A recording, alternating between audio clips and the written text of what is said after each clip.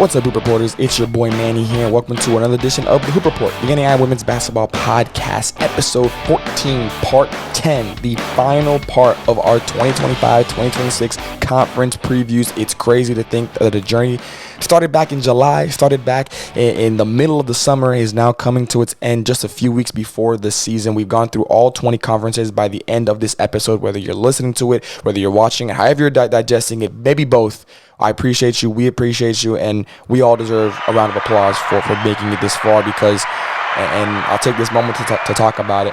On behalf of me and everybody here at the NAI Women's Hoop Report organization and team, we appreciate you guys, not just the players and coaches that are out on the court putting out a great product on any given night, but also the fans. You know, I don't know if I had a goal when I took over, the revival of this brand back in July, back in the early summers, but I don't think it was the goal that we have or the accomplishments that we have made through just about 3 months or so, and the viewership count, the interactions on social media, and again, not just the players and coaches, because obviously this is who we do it, that they are who we do it for, but the people commenting on the videos, on the Instagram posts, in the Twitter space, like all those kind of things that I didn't even really think about because I just focused on one thing, and that was to put out consistent content every week, putting out an episode every week, because I wanted you all to know that not just me, but this entire team is serious about the coverage that we're going to bring you guys throughout the year, the coverage we'll continue to bring you guys into the postseason, and the coverage that we're going to continue to bring on for future seasons. Like, this is not going to be a one-time thing. We want to put out a great product because that is what the ladies out on that court, the coaches in the huddles, and the fans deserve. You all deserve this, and we understand here at the NAI Women's Hoop Report team, we don't have a podcast. We don't have a platform without the support of all of you. You guys give us the support and the continued motivation to keep putting out stuff. So we really appreciate you guys, and we thank you for allowing us to get through all 20 conferences. I know the episodes have been very long. They will definitely shorten up. They will not be 2+ hours of content, but it just, again, goes to show with those long episodes, the count has almost got to 100 in some of these videos. They've surpassed 50 on every single one. So it's just such a surreal thing to be able to think about. When I didn't really have a goal specifically for the viewership count, because I didn't want to set the bar too high, I still think we surpassed whatever I thought was realistic. So I really, really appreciate that, again, not just for me, but on behalf of everybody here at the organization and on the team.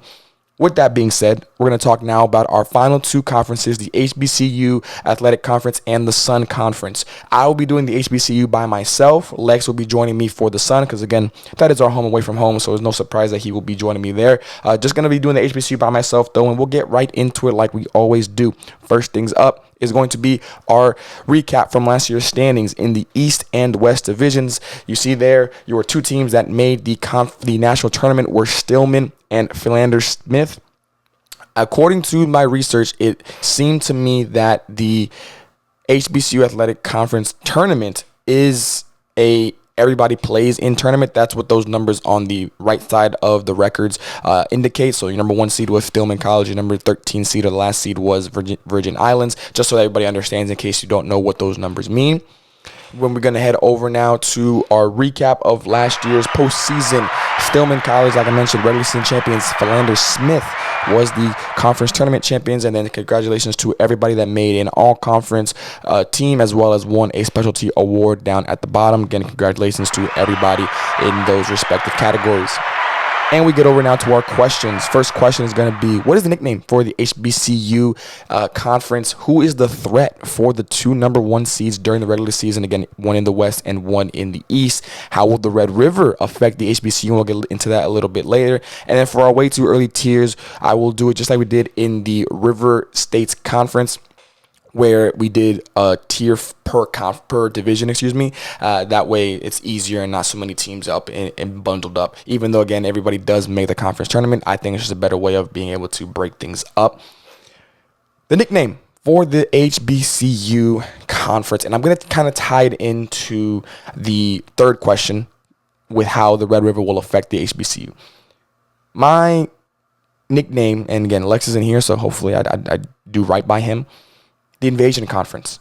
That's what I'm going to say, because, and we'll start with those two teams that I mentioned in from the Red River, well, I haven't mentioned them yet, but from the Red River, Houston-Tilloston and Paul Quinn. Both teams are coming from the Red River from last year. Both teams were very good teams in the Red River. They made it to the conference tournament. I believe the farthest either one made it was the semifinals, might have been the quarterfinals, but I know neither one did make it to the championship game. The reason I call this the Invasion Conference, even though Houston and Paul Quinn are not going to be, they're going to be joining, in my opinion, if I had to guess, again, standings aren't up yet, so I don't know where exactly they're going to be in. I have them joining I believe the West Division. Yeah, I have them joining the West Division. Don't really ask me why. Gut feeling, educated guess. If I'm right, cool. If I'm not, it's a 50-50 shot, so I couldn't really go wrong with it. But the reason I say Invasion Conference is, and again, we'll preview these teams with it. First, with Houston, coming from the Red River, the Rams, they had a very solid season. Nothing that jumps out to you from the Red River. Again, one of the better conferences in the NAIA. You're returning Willisha Burleson, 12.7 points per game, almost 8 rebounds a game, 45% from the field, 14 double-figure scoring games with 5 20 balls, as well as 6 double-doubles. Then Aaliyah Carter, 12 points, 6 rebounds, 4 assists, 2 steals, 34% from the field, 26 on the three-point line. Would like to see that go a little bit higher if possible. Then you got 18 double-figure scoring games, 2 20 balls, 3 double-doubles, 11 5-plus assist games, 9 3-plus steal games. Those are your 2 returners. Again, the roster is not out yet for the Rams, but that is just from assumptions, from class rankings, all that kind of stuff. This team, along with Paul Quinn, who in their case are also returning possibly 2 key players in Zaira Brown, who put up 10 and 9 on 42% shooting, 13 double-figure scoring games, 2 20 balls, 12 5-plus rebound games, 10 10-plus rebound games, and then 1 20-plus rebound game to go along with Sierra Taylor, who put up 10, 3 rebounds, 3 assists, 38% from the field, 12 double-figure scoring games, 2 20 balls, 7 5-plus rebound games, along with 6 plus 5 assist games, and then a 10-plus assist game as well. These 2 teams, their stats are the reason I'm calling this the Invasion Conference, because I could see a world where the Rams and Paul Quinn come in. They might be the favorites. Like, they might honestly come in to this HBCU conference, a conference that has its holes. We're not going to sugarcoat it. It's not a shocker. They have their holes, but I think even though it'll still be a strong conference next year that won't make it easy, I could see a world where one, if not both of these teams make it to the conference tournament, like a conference tournament championship. I really believe that. I think both teams are spoiler, I have them as playoff locks. I have them up there flirting with contenders. Out of respect, I didn't put either one in contenders. But they're right there. Like, they are right there. Both teams put up 60 plus points per game. Houston put up 62. Paul Quinn 65. Both teams held opponents under 70 points per game. 66.9 for the Rams, and then 69.8 for Paul Quinn.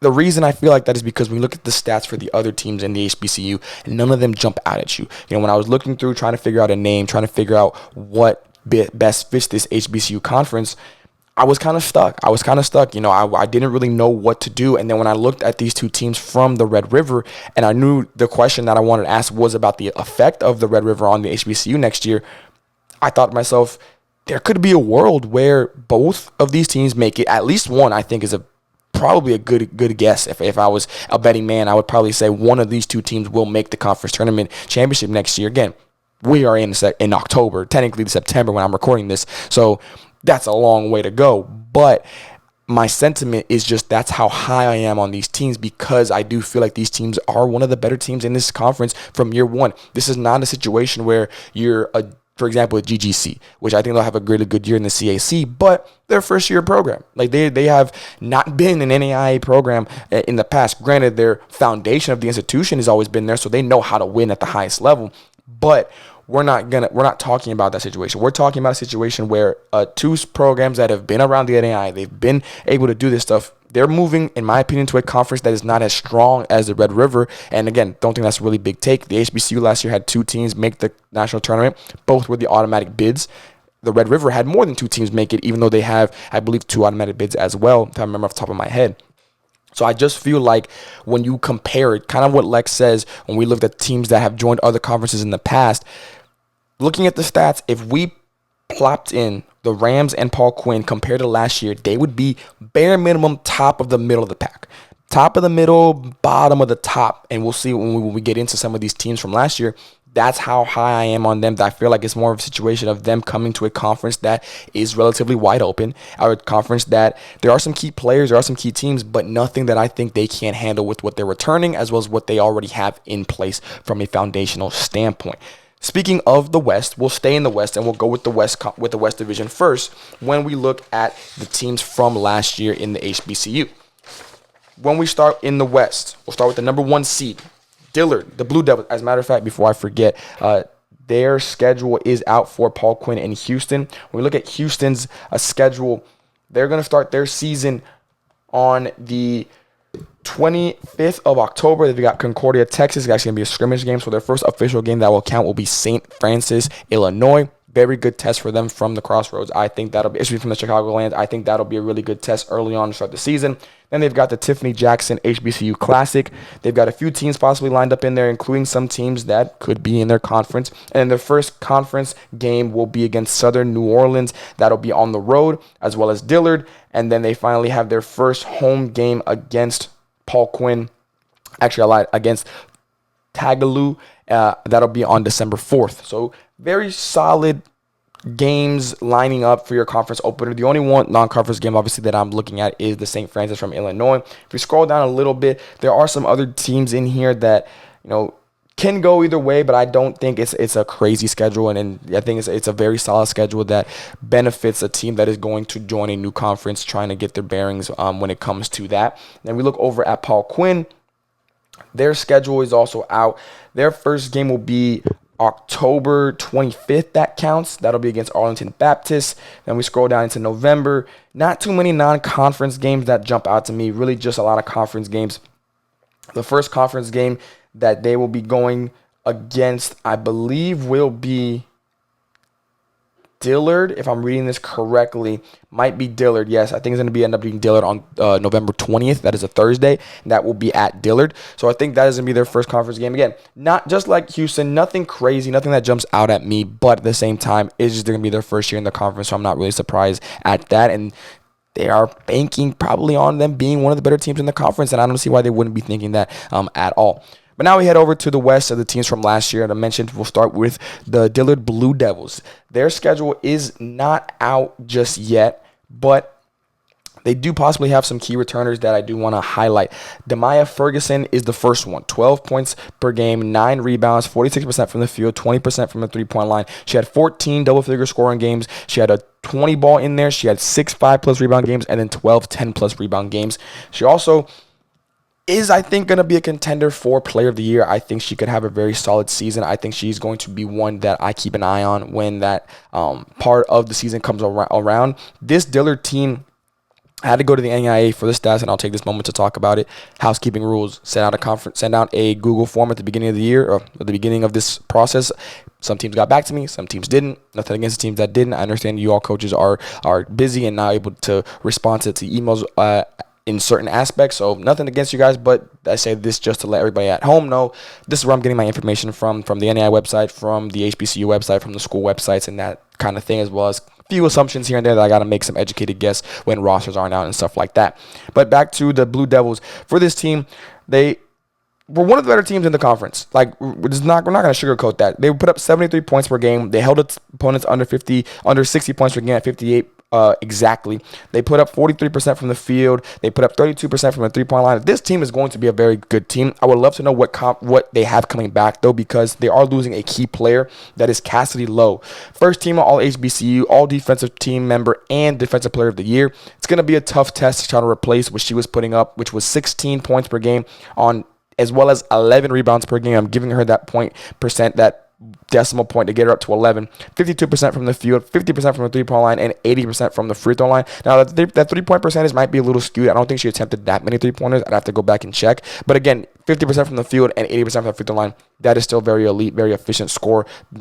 It screams, I'm doing my damage in the paint. I'm putting pressure on the defense, putting pressures on the officials to make calls because I'm just that dominant down low.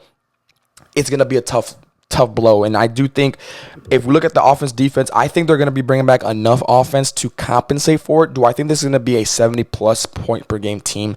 Probably not. I think they could flirt with it. I think they could be about 69.5, 69.6, something around there. More like 68, 67. But it's the defense that I'm more worried about with Dillard. You are losing 11 guaranteed rebounds a game. You're losing maybe not a shot blocker, but a shot contester, a shot alterer, someone that will warrant some attention from drives, from people attacking the basket, maybe deter some people from getting to the rim, maybe causing turnovers that maybe she's not going to get credit for, but if you look at the film, she was probably the reason that it all started to do the domino effect, so to speak, that caused the turnover to happen. That's where I'm looking at here. Offensively, along with Ferguson, you're also bringing back Imani Rothschild. 8 points, 5 rebounds per game, 34% from the field, 27% from the three-point line. She put up 5 double-figure scoring games. She had 2 10-plus rebound games. She only played in 15 games, though, so she didn't have a full season under her belt. I think with a full year, she could be a lot more, especially, again, on the offensive side of the ball. This team should not drop below a 67-point-per-game team. I don't think it's going to be that bad of a hit. It is the defense. And I don't think they're going to be under 60 next year. I think they're going to allow teams to score over 60 points per game, just because you're losing such a dominant presence. I also look at the rebound totals. You're out-rebounding teams by 2 with low on your team. Now, without that, it's got to be a mentality of 5 people have to crash the rebounds. 5 people have to keep these opponents from getting second chance opportunities, because it was only 37-35. You're only winning that by 2. And even if I round up, it's still only by 2, 38-36. So they have to make sure to emphasize that rebounding battle a lot this year, along with the defense as a whole. I think if you can get a very solid defense, but you allow offensive rebounds from the opponents, it's going to honestly might hurt more, because the mental effect of that of I played great defense for 30 seconds of the shot clock and we can't get this rebound. At some point, everybody out there has probably played 2K at some point. You know how it works. I call it the 2K rule. If I give the computer and the CPU 3 offensive rebounds, they're going to either score, get a foul, or both. It's just how it works. And basketball works the same way, believe it or not. Think about it. I want y'all to think about that. It works. If you give a team 3 offensive rebounds, there's a good chance they're going to end up scoring, getting a foul, or both. So you cannot allow that, because then that's going to just hurt your defense mentally. It's going to hurt your offense, because you got a lot of more pressure to score and keep up with your opponent's scoring. So I do think that's going to be a situation I'm looking at when it comes to this Dillard Blue Devils team. I don't think they're going to fall out of the race for the number 1 spot. I think they're going to still be contenders, especially in the West. But there might be a little coming back down to earth from them offensively as well as defensively. And so I'm keeping an eye on that for sure. Moving over now to Tougaloo, the Bulldogs. You're returning Michaela Brown, all defensive player, 12 double-figure scoring games, 14 5-plus rebound games, 8 10-plus rebound games, and then a 20-plus rebound game as well. She put up 9-9 on 43% field goal percentage. And then Braylon Ferguson, 10-10, averaged a double-double, had 10-plus scoring games as well as a 20 ball in there, 53% from the field. Your scoring is going to be fine. I think it's going to be looking at a team where you put up 66, 62, almost 63 points per game last year. Could you get a little bit higher? I believe so. I think this team has the ability to do that. Their roster is out. It is not a lot on the roster. It is a relatively small roster. If I remember off the top of my head, I believe it's about 11 players, something like that. I'm curious to see what they brought in. I'm curious to see how the new players will be able to make up for what they're losing, because they are losing a lot, especially offensively. When we look at Rodrika Parker, 11-2 with 4 assists, 36% from the field, almost 30% from a three-point line. And then Miss Williams at 9.7 points per game, 2.5 rebounds per game, and then 40% from the field, 33% from a three-point line. The scoring was at 62 with these 4 players. You're losing 2 of them. I'm a little concerned offensively. I'm a little concerned what it could entail. You put up 27% from the three-point line. You're losing 2 of your better three-point shooters. When I mentioned both Brown and Ferguson, neither one really shot the 3-ball like that. Neither one of them were really looking for attempts like that. So now you're looking at a situation where the spacing might be a little bit of an issue. We got to try and figure out how we're going to find space for a lot of these, for not just Brown and Ferguson, but even the new players to be able to facilitate the offense, to be able to be aggressive, get into the lanes, get into the gaps, be able to create. You can drive and kick all day, but if no one's going to shoot the ball, at some point that shot clock's going to go off and it's going to be a violation. So we got to be able to have someone that is going to be comfortable out there shooting the ball, comfortable out there. Even if you're not making them at a very high clip, take the shots. Sometimes you just got to take it, because at the end of the day, you're going to hit one, and it makes the defense have to really think about, okay, they've missed the last few. They're going to hit one if they keep shooting, and they're good shots. I truly believe when we talk about three-point shooting, especially in this day and age, when the 3-ball revolution came in, the first thing we talked about was get up as many shots as possible. now we've entered that age of not every three-point shot is created equal. A driving kick three-pointer is a way better shot than come down, no movement, no nothing, dribble, pump the air out of the ball, pull up a three. It's not the same thing.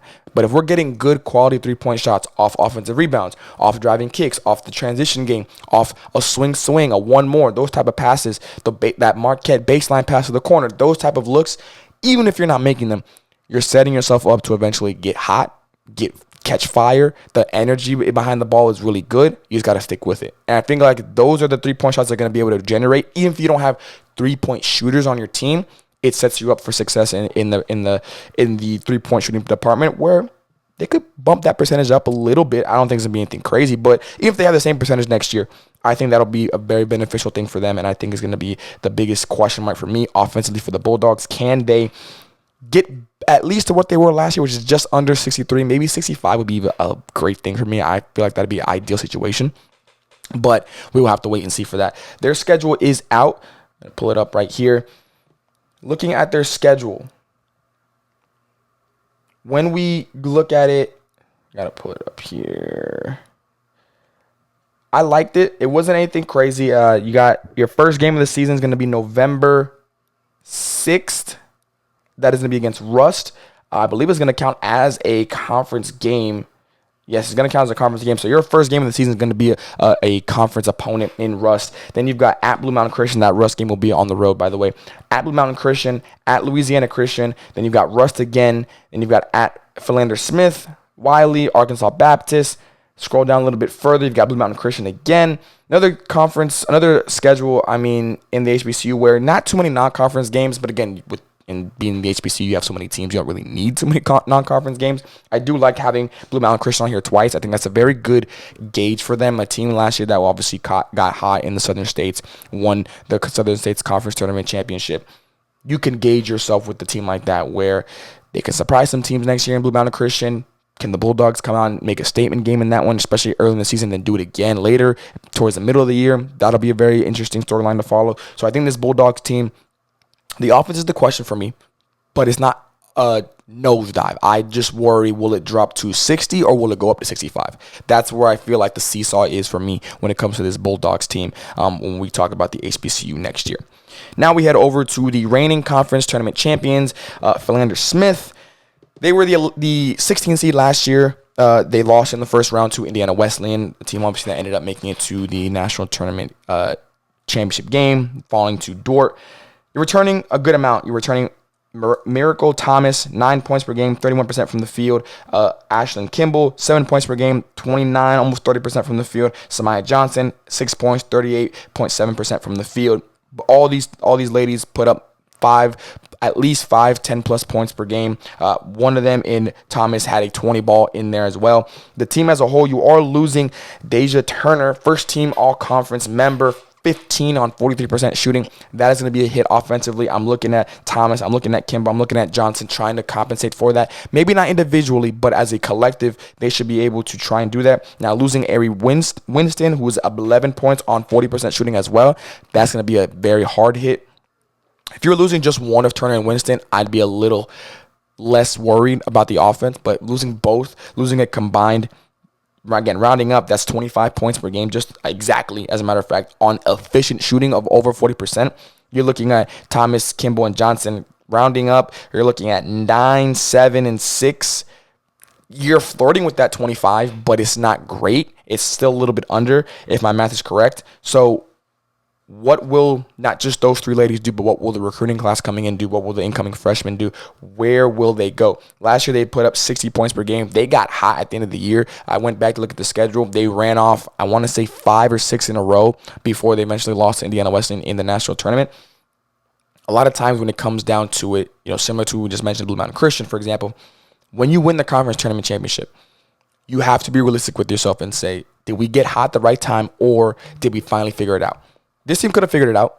You're losing 2 key players, but you're not losing a lot. You're not losing a lot in sense of numbers. Stats-wise, yes, you're losing a lot. But from the number standpoint, there's still a foundation there. There's still going to be a good group that went through last year.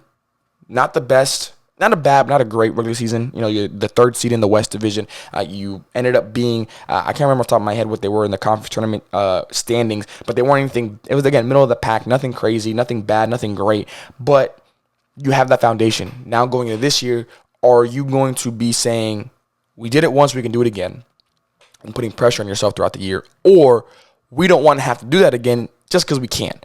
Let's come out the gates better. Let's come out the gates early. Let's set a message, especially in a conference that, again, I believe is wide open. I do think this is a conference that, when the time comes, will benefit those teams that use the regular season to find themselves. No one should ever punt the regular season.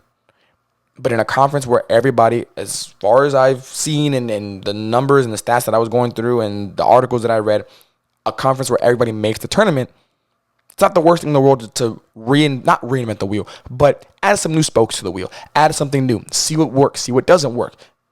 No one's saying that you got to punt the season. You should be the last seed in the tournament and you'll be fine. No, that's not the case. But a team like this who has proven that they can do it at a very high level when it matters the most, I want to see them do it earlier, and I want to see them be creative sometimes. Be aggressive. Find out what you have in these new incoming players. Find out what you have in your development from in-house. What did you try and implement this year that worked really well that you want to continue into next year? What do you want to kind of maybe go away from because it doesn't fit the style that we're going to be playing this year? Those are the type of questions that you have to start asking yourself early in the year so that when the time does come, you know what we're going to, what works, what doesn't work, what we're going to ride till the wheels fall off. I do believe this Philander Smith team should be up there when we talk about contenders. We talk about playoff locks. They are going to be one of my contenders. They're the reigning conference champions. Why wouldn't they be? You know, you want to beat the man, you got to beat the man. You want to be the woman, you got to beat the woman. It's just how it works. Until someone knocks them off, or until I see a decline, I will be rocking with them for the start of the season. Could change by the time we get to conference play when it really hits the ground running. And I'll take this moment to talk about it. You know, when we talk about conference, I know there's going to be a lot of conference games that happen in the fall. I understand that. We understand it here at the organization. But we will really focus on conference once the spring comes around, because that's when the thick of it and the real, teams are getting back from winter break. Things have kind of simmered down a little bit from non-conference side of schedules. This is where we got to hunker down and really focus on it. So that's when we talk about conference play. We're really focusing on the spring. We know these fall games are going to be important. We're going to probably look back on them and say, hey, we should have known this because this team dropped this game or won this game or whatever the case might be. But this Philander Smith team, I think, is going to benefit from that second half of the year. I think they're going to use the fall to really get a good grasp on themselves. And then you're going to see a very strong team that will not need to get hot at the right time, but just needs to get hot enough because they've already had a really good regular season. Their schedule is not out when I was looking through their website. So we're going to move on now over to the Wiley Wildcats. Their schedule is not out as well.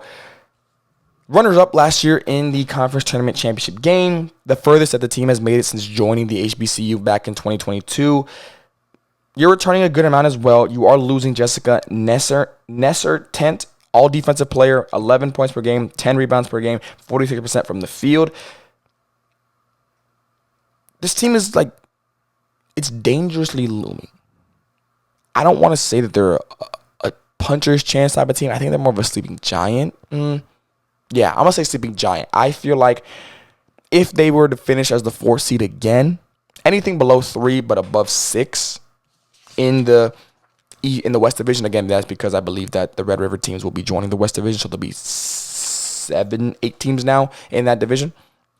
They can finish middle of the pack. I think they're going to be a team that no one wants to play in the postseason. I think they're going to be a team that could be like Philander Smith, where they get hot at the right time of the year and things are just working for them.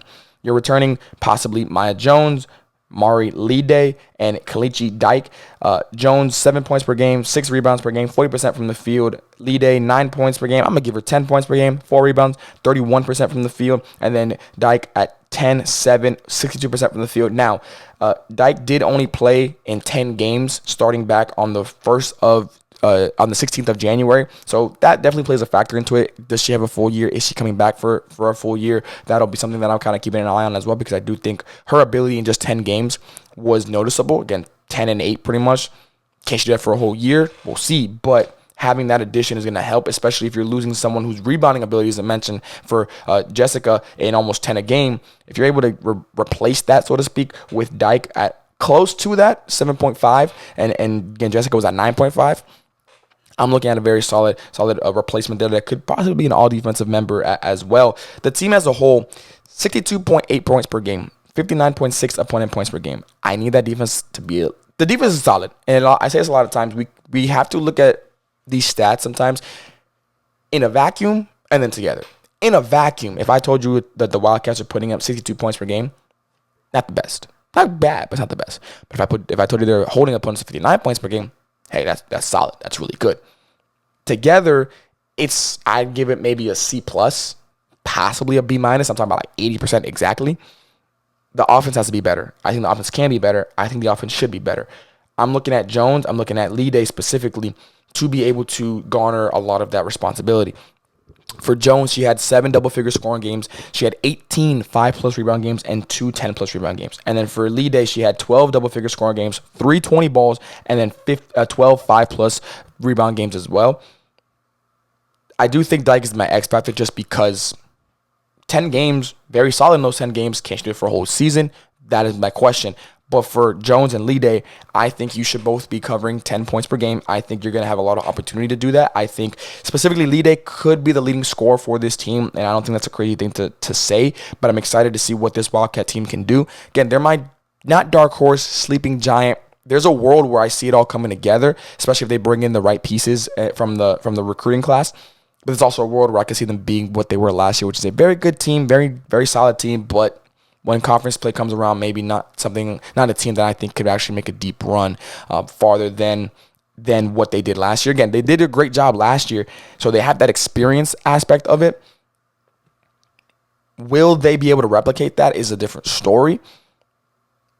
I think, again, being where they were last year helped because they may have been overlooked. That's why I say if they are the 4th seed again, if they are the 5th seed again, or the 5th seed, they could be a tough team to play in the postseason. That is more so on brackets, matchups, styles make fights type of thing. Now, if the Wildcats come out here and they have a really good showing early on, they have a great season, I could easily say, no, they're not just a sleeping giant. They're a sleeping giant that's woken up. The giant is awake. The giant is ready to go. It's fee, fi, fo, fum. I'm hungry. Let's go eat type of thing. So I'm excited to see where this Wildcat team goes. Very wide cone of uncertainty for Wiley, but I'm banking on them being closer to that team that is going to figure it out early, that's going to use last year's run in the postseason as a launching pad to have a better regular season and set themselves up for even better success going into the postseason this coming season. Now we're going to head over to Southern New Orleans University. When we look at the Knights, I like this team. I really do. Not losing really anybody. No seniors from last year's roster that I saw. Again, assuming eligibility, early graduation, all that kind of stuff. You were pretty much bringing back everybody. And by everybody, the first thing I'm going to mention is the main name I'm going to talk about, Jordan Harris. Second team all HBCU. 19 double-figure scoring games, 3 20 balls, 6 5-plus rebound games, 8 5-plus assist games. So she's doing it all across the board. The stat line reads 13, 3, 3, 34% from the field, 36% from the three-point line. You can bookmark this now. She will be a first-team all-conference member. It's going to happen. This Southern University team, I think, has the biggest jump in them in the West Division. I think they have the ability to get up to bare minimum 3rd seed. Realistically, give me the 2nd seed. I think they can get that. Number 1 seed, they are my team that I'm looking at to contend for that number 1 seed along with, and when I say that contend question, what I mean is what teams will fight with, in this case, Dillard, and in the East Division, it will be Stillman. What teams are they going to be looking at, kind of nipping at their heels? I think Southern University will be one of those teams. I also believe, and I believe I mentioned it earlier, the other team that I'm looking at to be nibbling at Dillard's heels, so to speak, is going to be, it's going to be not just Philander, but I'm also looking at the Bulldogs. I think in the order, it would be the Knights for sure, Philander, and then the Bulldogs. I think those are the order of those 3 teams that I feel like will be nibbling will be breathing down the necks of the Blue Devils. I think the Wildcats will just be on the outside. And then the last thing we'll talk about, Virgin Islands. I don't know if they're going to necessarily make that big of a jump. So, but the Southern University Knights team, Jordan Harris is going to lead the charge. She's going to lead the charge. She's going to lead an offense that last year put up 66.7 points per game. Again, in a vacuum, that's solid. That's a good to average to good offense. Now, when we add that they're giving up 70 points per game, that's why they were the 5th seed. If that defense can lock in and just get me under 70, you could even still be losing the battle, but lose it by a possession. Then I'm going to be looking at you have Jordan Harris who's going to put up probably at least 15 points per game next year. You've got Kylan Jack who put up 10, 4, 35% from the field last year. She had 320 balls to go along with it. She also had a 10-plus rebound game. You've got Jakaya Smith, Tyria Silvas, and Kyron Wilson all coming back, putting up 9 points each, 17 combined rebounds, all 30-plus percent from the field goal. There's something brewing here. This is my dark horse. This is my more than a puncher's chance team. I think it's comfortably dark horse where I think they could be a first seed type of team. They got to jump some teams. Obviously, it's going to be a little bit of a stretch, but there is a world where if the defense really just locks in, they can really do something big. And what I'm going to put my money on as the stat that I think will determine if the defense is improving or not, it's going to be the rebounds, because you're losing the field goal percentage 36 to 38. You're winning the three-point percentage 29 to 24, which is a big reason why I feel like there should be some type of seesaw in the other way for the offense and defense, because the offense, solid, don't think it's going to improve too much. Could get closer to 70, but not too crazy. I don't think it needs to.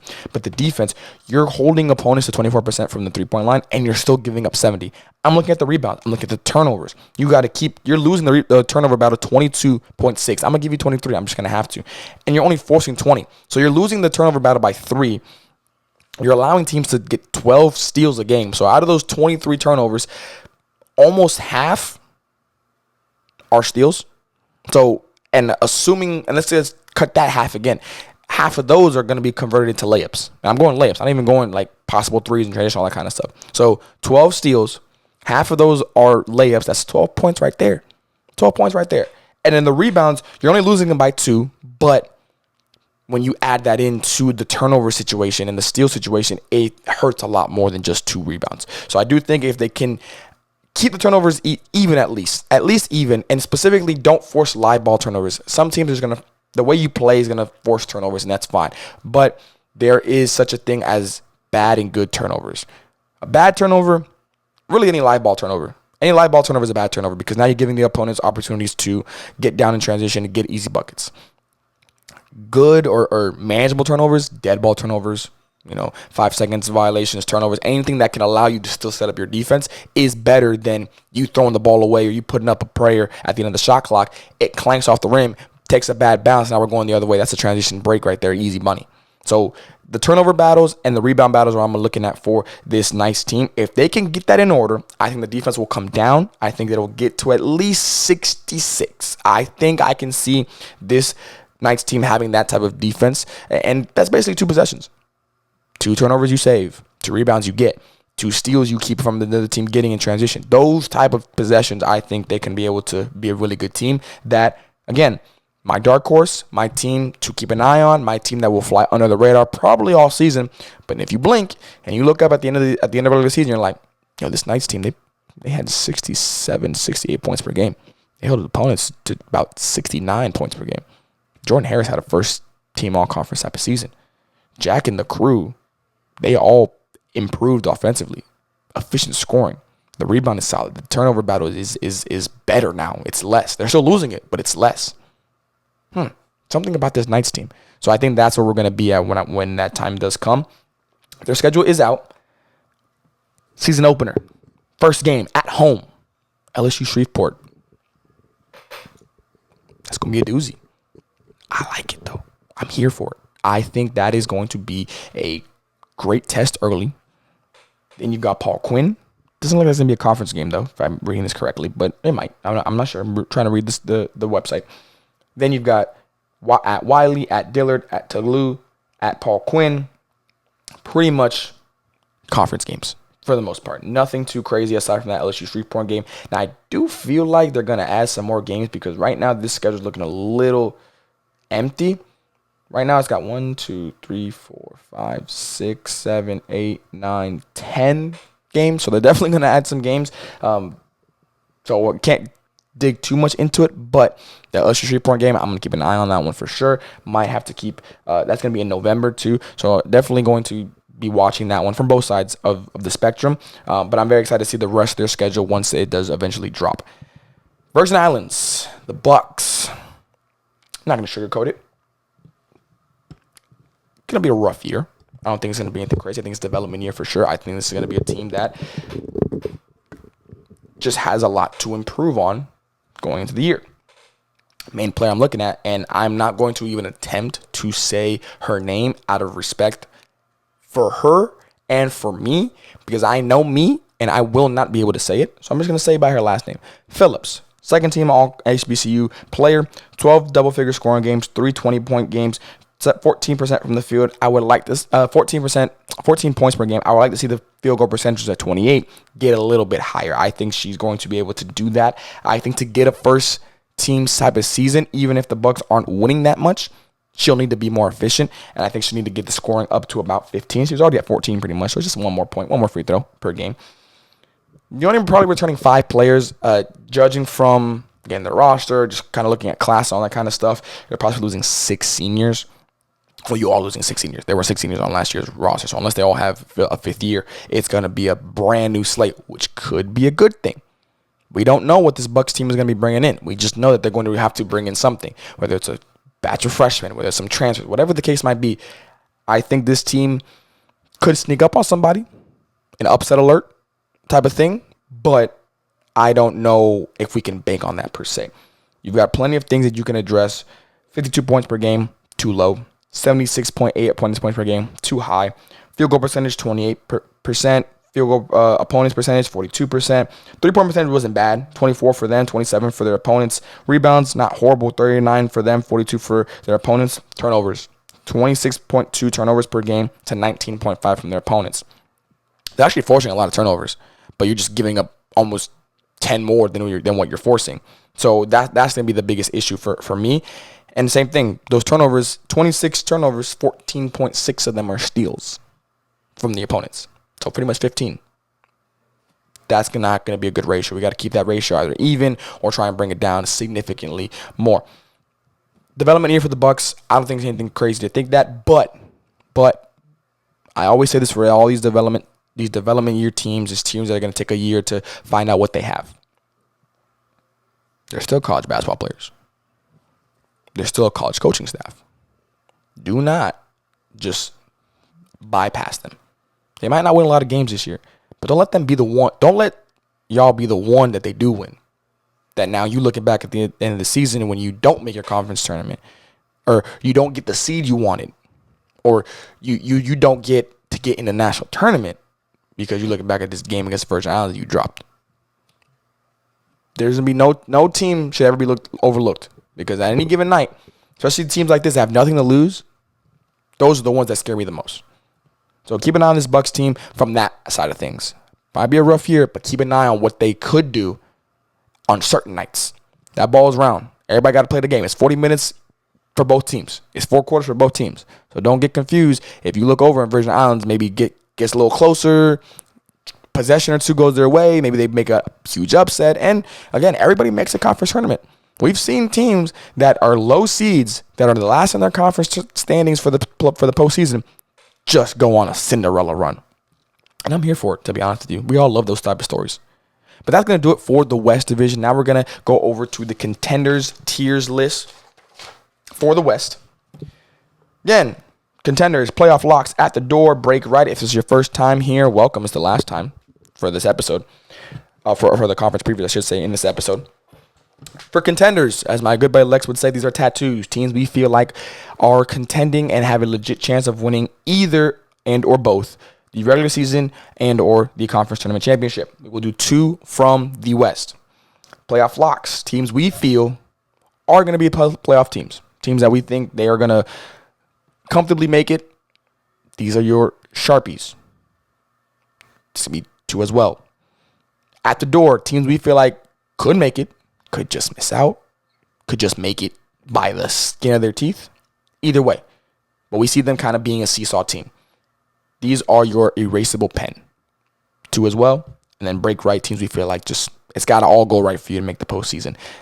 Going to be 2. Now, again, because this conference, everybody makes the postseason, from what I've researched, all of these are going to be in respect and perspective of winning the conference championship in the tournament. So what I mean is contenders, we feel like they can win it. Playoff locks, they could possibly be in the championship game. At the door, they could make a run. They could not make a run. And then break right, still rules apply. Everything's got to go your way for you to win the conference championship game. We'll start at the bottom like we always do. Last 2 teams. I'm going Virgin, University of Virgin Islands. I'm going to go, unfortunately, I'm going Wiley. I just feel like even though I said they could have a good year. I know what I just said. I know that I said don't overlook them. They could be a scary team if they're like a 4th seed in their division, which would probably translate to like middle of the pack in the totality of things. I'm just higher on this next team compared to that. As a matter of fact, I might change some things around. But as of right now, I'm going University of Virgin Islands and then Wiley. At the doors, so teams that I think could make a run. Southern New Orleans University. I think the Knights are just going to be that type of team that can shock some people. The offense led by Jordan Harris can really, really, really she really intrigues me for this type of team. The setup that can be around her, with her taking another leap, being a first team all-conference member, being a player of the year contender. I think it's going to be a very, very interesting season for her, and I think she's going to lead this team to a really good postseason run. Then we're going to get to our first of the 2 Red River teams. I'll be honest with you guys. I was flip-flopping back and forth. I just decided, you know what, I'm going to flip a coin. I literally flipped a coin. I said heads for Paul Quinn, tails for Houston, and Houston, you won. So the second at the door team would be Paul Quinn for me. It's really just because a coin landed. I'm going to be honest with you guys. I just feel like these 2 teams are very similar. They're both returning 2 key players. They're both losing significant pieces. They both had similar stats all the way through. If you force me to choose on why I would go Houston, the turnovers are a little better. Not by much. But they were giving up the ball 17.8 times last year, and Paul Quinn was giving up 20.9. We round up 18 and 21. It's 3 turnovers. In the postseason, that can be a difference between you winning or losing the game, so I'm going to give that to Houston. Paul Quinn, again, that's the only reason you're where you are. Houston, that's where you are in the playoff locks department. I think, again, you can quote me on this. I am really high on these Red River teams. I think they could really make a run here. I think one of these teams will be in the conference championship game. I really do. I just think they will get plugged in for first year. Now, next year, everybody got film on you. How you translate or affect the conference will not be as crazy anymore. So I could be a bit of a different story. But this year, the newness, I don't want to say beginner's luck, because that's right. That's not the right wording. But that just new car smell of it all could help propel one of these 2 teams. I'm not saying both. I could see that though. I'm not saying both. I'm just saying one will really benefit from that. Bare minimum semifinals. One of these teams will make the semifinals. Bare minimum. Number 3. In the West, I'm going to Tougaloo. The Bulldogs, I like them. I think they're going to be a solid team. I think they're going to be there contending for that number 1 seed. I think they're going to be right on the heels of Dillard, who I have in being the number 2, the first in the contenders, and then Philander Smith. Again, I told y'all before, I'm going to tell y'all again, they were the reigning conference champions. I'm going to keep them there until I seen something that I don't like. I'm going to keep them at the top. So quick recap for my way too early tiers list for the West Division of the HBCU Conference. Number 1, Philander Smith. Number 2, Dillard.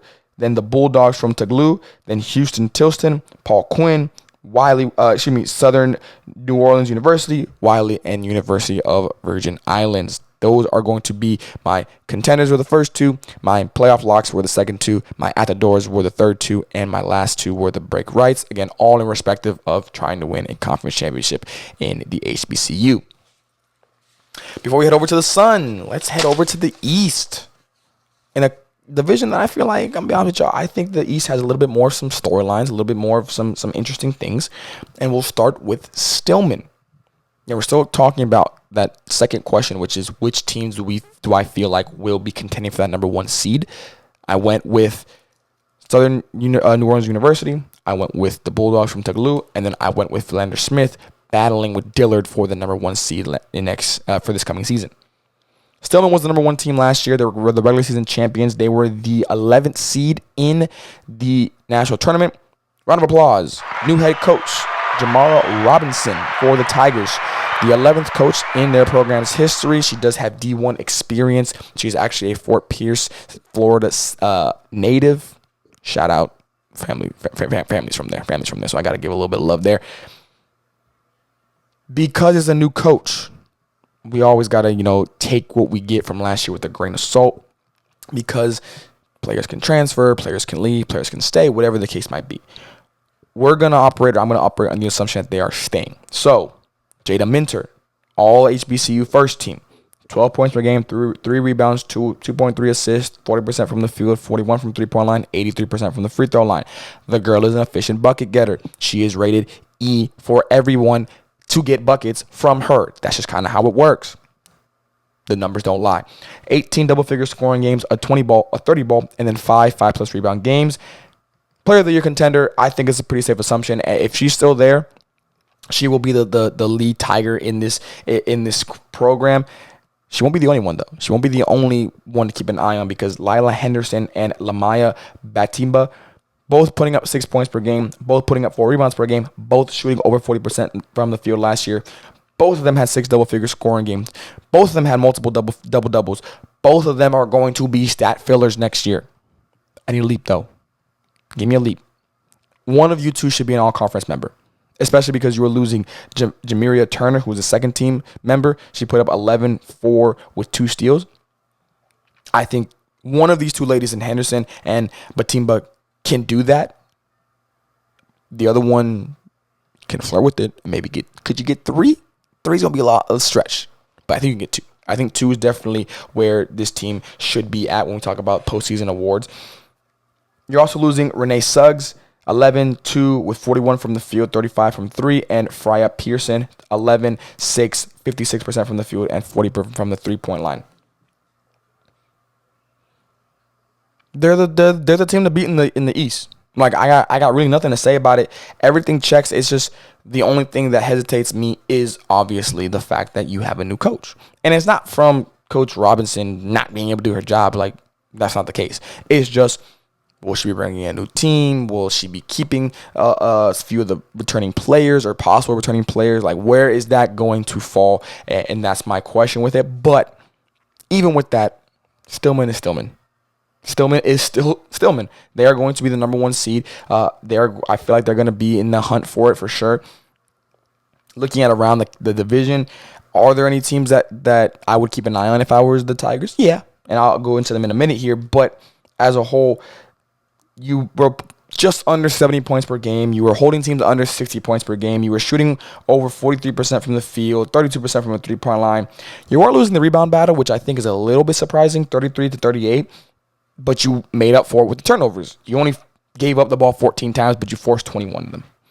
So, and you converted those into 22.8 opponents' points off turnovers. This team checks every box. And I don't think Coach Robinson is going to need to come in and clean house and necessarily reinvent the wheel. Again, just add a couple new spokes, clean it up, give it a nice little shine, and let's keep it pushing. I think that's kind of what it's going to be for the Tigers. Their schedule is not out yet, so we'll move over to Fisk, the Dogs, the Lady Dogs. Only returning 2 players, in my opinion or in my research that I made, Kayla Lee and Tanaya Williams.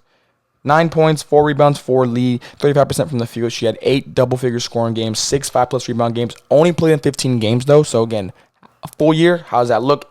Close enough to a full year, to be honest with you. Again, most teams play over 20 games, so at least. So, she was close to that. And then Williams, I need a little bit more. I do think she's going to take a big leap scoring-wise. Could be an all-conference member if she does take that scoring leap. She only had 4.5 points, but she had 4 double-figure scoring games, so it's there. It's about consistency and trusting her game for sure. But you are losing a lot. I think the Fisk Dogs, in my opinion, from both divisions, I'll say that too, Well, maybe not both divisions. Definitely one of the teams for sure that are losing a lot. Keely Burton Oliver, first team All HBCU, 13, 7, 44% from the field. Jayla Bibbs, second team All HBCU and All Defensive Team, 11, 10, 34% from the field. You can't get any tougher than that. Like you're losing all conference members, all defensive member. You're losing a combined about 23 points per game, a combined about 17 rebounds per game, over 35 pretty much percent field goal shooting. It's going to be tough, and that's why I need a jump coming from Williams. I will say the recruiting class is going to be big as well. Possibly only returning 2 players. And I mentioned both those players. So you're going to be bringing in a lot. Can this team be a second seed again? It's going to be a tough ask for sure. Their schedule is out. When we look at the schedule, you've got in October to start the season, you've got Middle Tennessee State at Bruton Parker, which should be a tough game, in my opinion, for Fisk. Scroll down a little bit. UT Martin, Bethel. That's going to be a tough one. SB at Bethel from Tennessee. Freed Hardeman's on here. St. Xavier. The coaching staff went out and got some heavy hitters. Don't get me wrong. But does it still sway me? Because using Darlex's, thought process, you're going to go out and schedule some of these teams. You believe you can at least compete in these games. And some of these games, when we look at Freed Hardeman, it's at Freed Hardeman. We look at Bethel, they've got a home and home.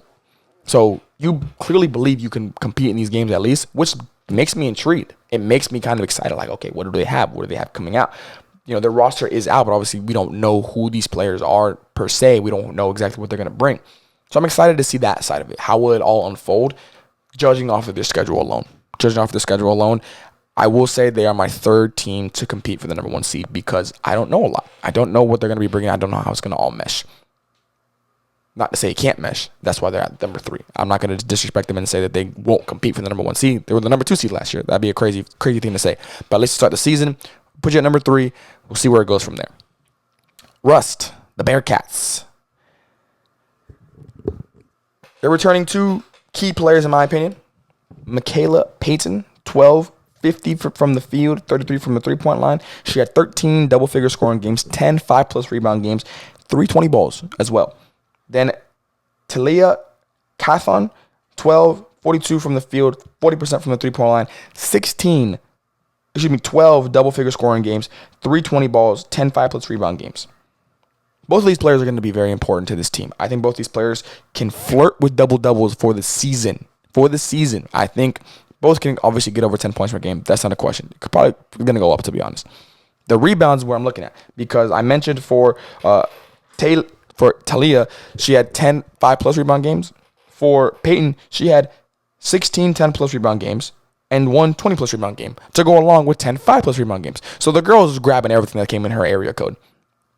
I truly believe that they have a all-conference level duo coming back next year. You are losing Patsy Johnson, who was your leading scorer at 15.3 points per game, 38% from the field and 33% from the three-point line, and then Amber Scott, who provided a nice 10 on efficient 34% shooting. The offense was 60.9 points per game last year.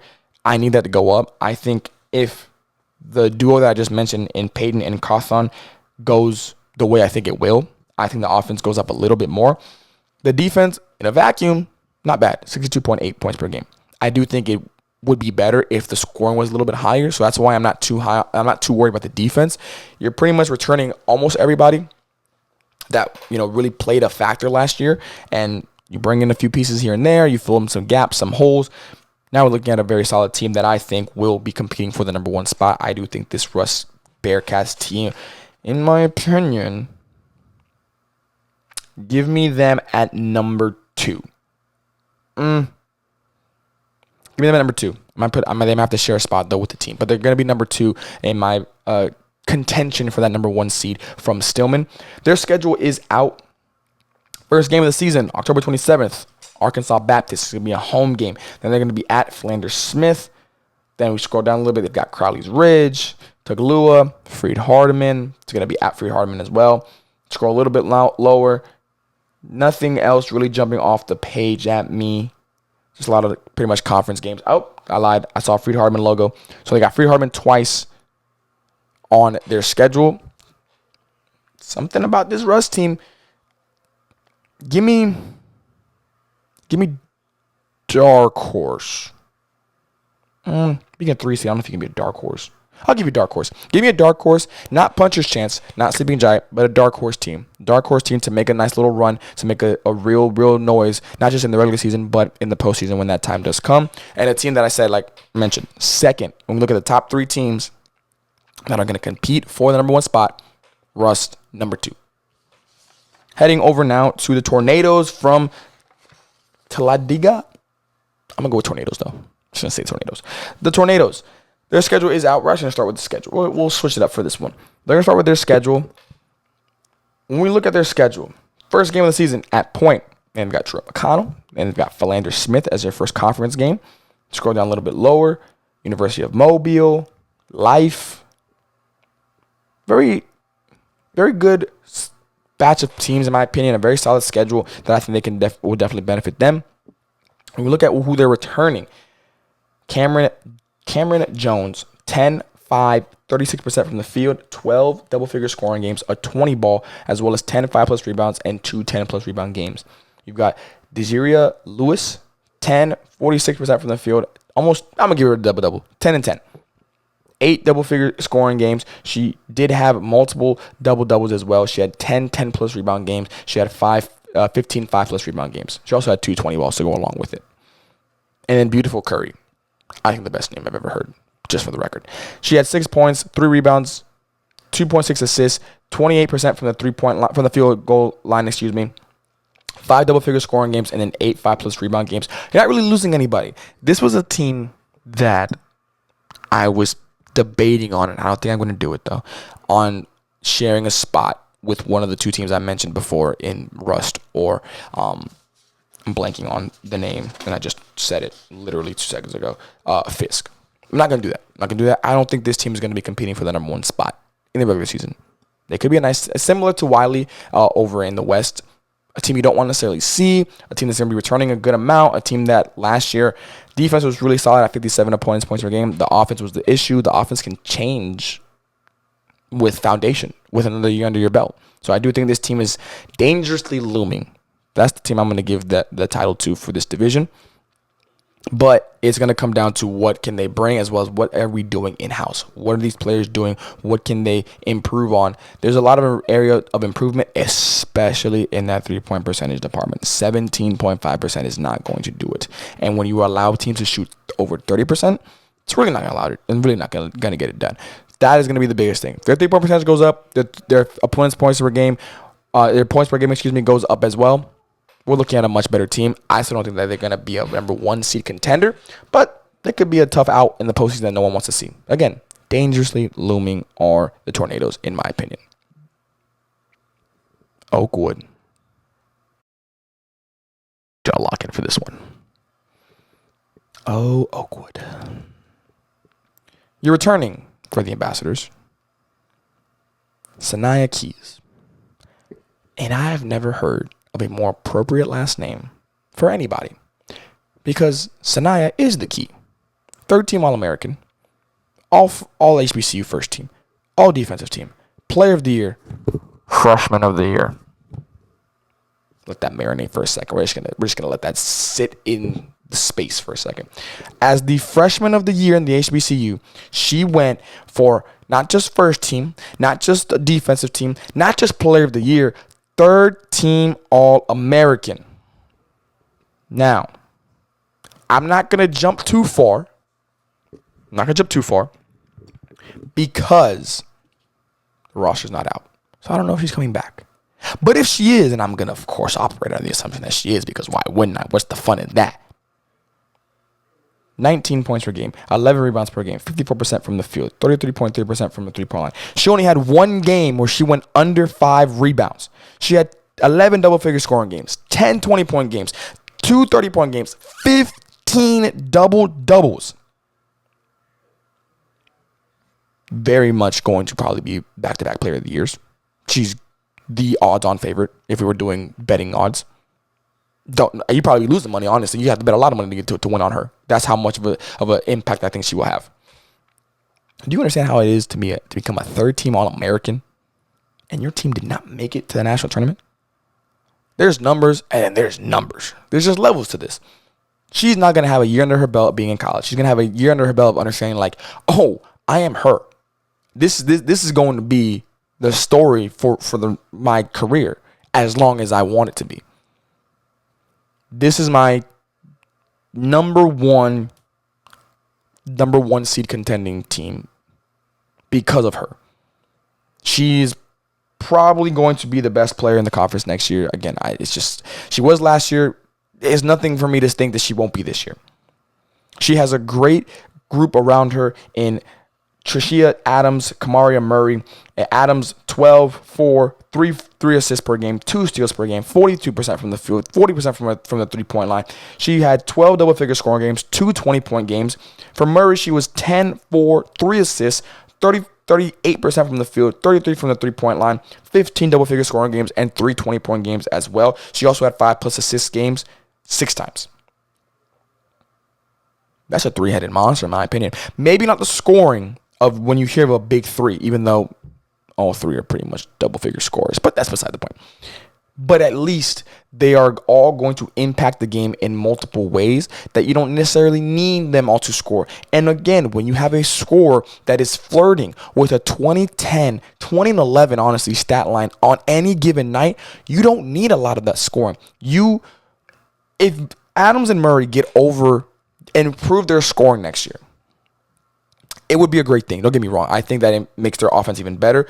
I think the fact their offense was only 66 points per game last year is wrong. I think it should be higher. The fact that their defense is what I think held them back, 72 opponents' points per game. Could I see a world where that flips? Where if 72 for them, 65 for their opponents? No. Unfortunately not, because I think that's too big of a jump. However, they should be able to win that battle next year. Again, Keys has a year under her belt. Adams and Murray are able to now step into their roles more comfortably. You bring in a very solid group. I know they're going to bring in a good recruiting class, because why wouldn't they? You have a good foundation to recruit whoever you want. And it's not about going out and getting a big name or a big player or whatever. It's about filling out the pieces. And I think they're going to fill it out very well. And I'm excited to see what they fill it out with. Their schedule is out. When we look at the schedule, first game, Freed Hardman. God, Freed Hardman's going to have a great season. Freed Hardman's going to have some. They're going to be the measuring stick, it feels like, for a lot of these teams this year. And I don't blame them. Freed Hardman is probably going to be a top 5 team when the preseason polls come out in a few weeks' time. Scroll down, Washington Adventist, University of Tennessee. We know that's going to be good with Coach Ross. Their first conference game will be against the Tornadoes. That'll be on the road. Scroll down a little bit more. Troy's on here. Not a bad schedule. That Freed Hardman game, if you win that one to start your season pretty much, oh baby, I'm definitely going to be keeping an eye on that one. But again, a lot of this does bank on if Sanaya Keys is still there. And I do believe she would be there. I don't see why she wouldn't leave. But again, anything can happen in the NAIA and in basketball as a whole, especially now in the day and age we are in. But it's the summer. And I want to believe she's still there. And I'm going to believe she's still there, because if she is, this Ambassadors team, this Oakwood team, I think is a real contender for the number 1 seed. And if they're a contender for the number 1 seed, that means that they're in contention for a recent championship, which would punch their ticket to the national tournament. And I would just love to see Sanaya Keys in the national tournament, to be honest with you. And I think she can get her team there. Like I mentioned, a year under everybody's belt, a year playing with a player like her, of her caliber, everybody's going to benefit from that one. So I'm very excited to watch this Ambassadors team this year. Wilberforce Bulldogs. Jada Harrison.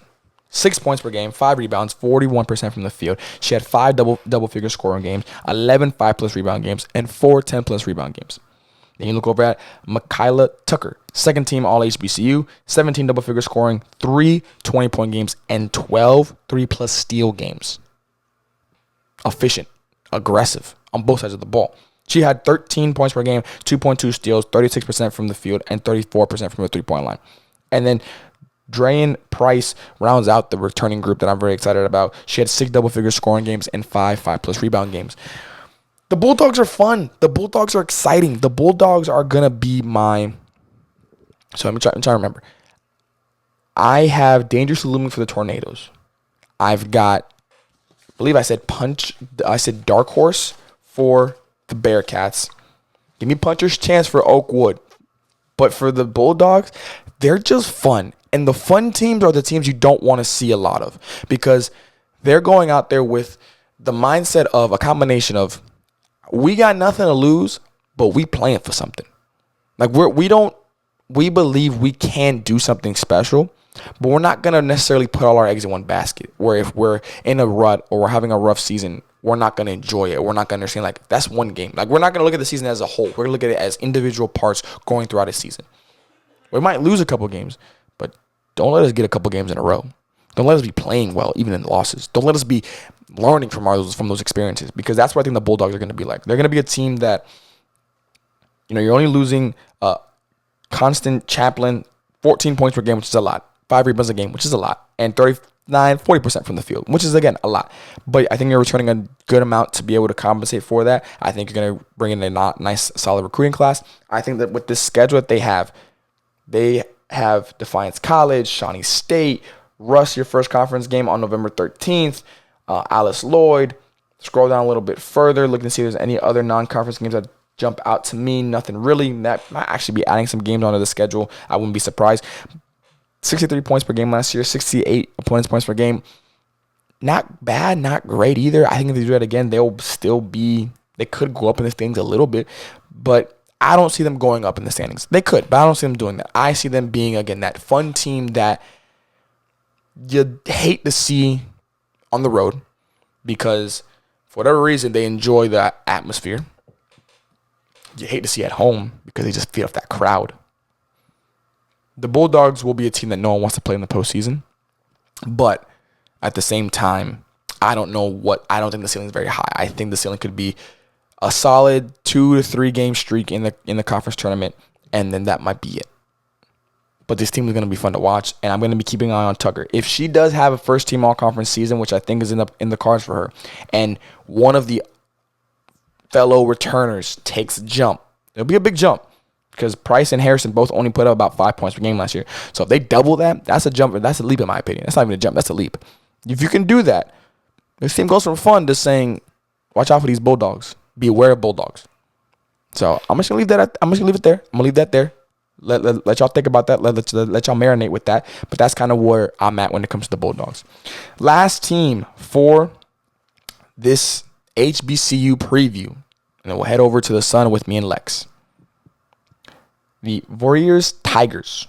Now, their schedule is technically out. There's a tab for it on their website, but it's not working, so I couldn't pull it up. So just looking from what they have coming back, Nadisha Ford, 10 points per game, 4 rebounds, 3 assists, 35% from the field, 12 double-figure scoring games, 2 20 balls, a double-double, and 13 5+ rebound games to go along with Kaylin Davis, who put up 8, 3, 37% from the field, 6 double-figure scoring games, and 6 5+ rebound games. You're losing a lot. You're losing Taishima Bunkley, 11, 6, 32% from the field. Cambria Parker, 7, 4 rebounds, 2 steals per game on 36% shooting. And then Alyssa Herder and Inga Kaklau, 14, 10 combined, 45% from the field, each of them. I'm looking at this kind of Virgin Islands situation. I think it's development year. I don't really... They could upset some teams because they do have a decent returning group, but I'm looking at the recruiting class. I'm looking at the development from this team. I think that is kind of where I'm at when it comes to the Tigers. They could pull some upsets throughout the year for sure. There's something brewing there. There's something in the works. A team that held opponents to under 60 points per game, even in the field goal department, lost a 3-point battle by 3 percentage points, lost a rebound battle by 2, lost a turnovers by 1. So there's a lot to improve on. So that's why I'm saying development year for sure. But don't overlook this Tigers team, just like the Virgin Islands and for the Bucks, or the Bucks of the Virgin Islands. They can easily come in and mess up someone's season, especially when you least expect it or least need it to happen. Now let's head over to our contenders for the East Division. Same thing as before. These are all in terms of winning the conference tournament because everybody supposedly makes it. So at the bottom, because that's the same team we just talked about, the Tigers. Don't really need to get into it. I think it's development year. I think everything has to break right for them to end up winning the entire conference in the HBCU this year. Number 6, I'm going Tornadoes. I think they're an at-the-door type of team when it comes to winning the conference. They could do it. Like, I could see a world where it happens. I could also see a world where it doesn't happen. Am I leaning towards that other side? Yes, I'm leaning towards the latter. But give me not 50-50. 60-40? Yeah, I'll go 60-40. Maybe 65-35. Obviously, the higher being that they don't win the conference tournament championship game in September. We'll see what happens in a few months. But that's kind of where I'm at, especially in retrospect to everybody else in the conference. Playoff locks. So teams that I think could at least make it to the semifinals or the championship game. The Bulldogs, like I mentioned, beware of Bulldogs. They could be a team that if they figure it out early, they're going to ride a momentum that you don't really want to see. And a team that's all momentum can be a good thing, can also be a bad thing. But if they can figure out, stay in that happy medium and only use it in constructive ways, you don't want to deal with these Bulldogs. They're going to bite, and I mean aggressively. Speaking of dogs, the Fisk Dogs. I think they're going to be in this place too. I have them again. Like I mentioned, they were the third team contending for the number 1 spot. So I feel like it's appropriate to put them in the middle of playoff locks or champions or semifinal teams at least. Rust had them being second. So I feel like that's an understandable thing there to have them be the third seed, so to speak, in the East Division, a team that I feel like could really make some noise and really compete with some of the top dogs in the HBCU, pun intended. Last 2 teams, obviously. Stillman is number 1. Just like Philander Smith, you won the East last year. Why wouldn't I have you be the East this year? Oakwood being number 2. I just feel like you have the best player in the conference from last year. I don't see why you wouldn't have her again. Maybe she doesn't win player of the year, but she's still going to be, in my opinion, probably the best player in the conference. You've got a great returning group. You're going to bring in a very solid plug-and-play type of style because if you're not losing a lot of people, then that means you don't got to go out and bring in a whole new batch of people. You're recruiting with a purpose as opposed to recruiting to find a lot and merge together. Granted, I'm not saying people going out there recruiting just whoever. They're still being selective, but the amount of returners you have obviously affects the amount of picky you can be when it comes to these recruiting situations. So I do think that is going to be the situation for Oakwood. I think they're going to be a really good team that is going to be possibly a top 3 seed at least and definitely a number 1 contender for sure in the East. So a recap from the bottom up. My break right team, the Tigers. My at-the-door team, the Tornadoes. Then my 3 teams that are going to be playoff locks, Wilberforce, Fisk, Rust. And then my top 2 contenders are teams that I feel like could win the regular season and or championship game in the conference tournament, Stillman and Oakwood. That's going to do it now for the HBCU preview. I appreciate you guys who've been with us the entire time. If you're just joining us at the end, don't worry. Go back, watch it. I think it was pretty solid. I think it was a really good one. I'm looking forward to the HBCU because, again, calling it the Invasion Conference for a reason. I feel like the HBCU teams got to put on a little bit here. Got to show that these Red River teams that are solid teams, they're really good teams, cannot just come in and win for year 1. They're going to have to sit here and have to deal with a little bit of some lumps that go along with it. But the Red River, there's 2 of them that I feel like they're going to have a really good chance at making some noise year 1 for sure. Going to keep an eye on HBCU because of that aspect of it absolutely. But like I said, I appreciate you guys if you've been with us, if you've been with me this entire time. Make sure to stick along for the Sun when I preview it with Lex. If not, I understand. It's been a long episode. It's already been an hour. I get that. So if you guys are not going to stay for the Sun, I appreciate you. Nevertheless, make sure you guys like, comment, and subscribe. And hopefully we'll catch you on the Sun. And if not, we'll catch you on the next one. And we are back now for part 2 of the final part for our 2025-2026 conference previews, the Sun Conference, my home away from home conference that I have been a part of for the past 6 years and has really been the reason that I've found a love and a passion for women's basketball, especially at the NAIA level. Overall, NAIA altogether, I don't know how many times I've mentioned it, but didn't know about the NAIA beforehand, did not know, about the level, about any teams, any programs, any sports, nothing at all. St. Thomas was the first school that I really, dove in with it. and I've never left since, and I've always said, and I always will say, I'm an NAIA, I'm a small college kid, I'm a small college guy. It's just going to be the way it is for the rest of my life. And so I'm very excited to talk about this conference. I'm able to give you guys an in-depth look on how last year went around the conference, how this year could go, the new faces, the new places, a lot of new coaches are going to be out here, a new era really for the Sun Conference, and a conference that I feel like has gained a lot of traction, a lot of respect in the past 5 or so years, in my opinion. So I'm very excited for that. Obviously, no Lex today. If you guys are saying this, that means that scheduling just couldn't be able to be worked out, and so he wasn't able to join me. Again, I know he really wanted to be a part of the Sun Conference one, and we're going to have a lot of episodes throughout the year where we'll talk about some Sun teams, because there are a few teams on here that, are going to be ranked. They're going to be teams receiving votes, are going to be in national tournament talks, and I think that is going to be a very big thing for this conference moving forward. But get into it. Our final preview as we get into the regular season. First things first, starting with our regular season standings recap of last year. Florida Memorial, the Lions, they were the number 1 seed, followed by Southeastern, St. Thomas, Keiser, Ave Maria, Warner, Coastal Georgia, Weber International, and New College of Florida, who finished their first season a part of the Sun. Then we head over now to our recap of last year. Regular season champions and conference tournament champions were the Florida Memorial Lions. First team, second team, all conference members, as well as your specialty awards at the bottom there with Player of the Year, Coach of the Year, and Freshman of the Year. Congratulations to everybody that won a specialty award. Head over to our questions now. Our final 3 main questions for this preseason preview. Number 1, what is the key for the 3 teams at the top of the conference from last season? Which of the new teams are you most excited to see? And how tight will the race for the last spot in the playoffs be? And then, of course, our way too early tiers predictions.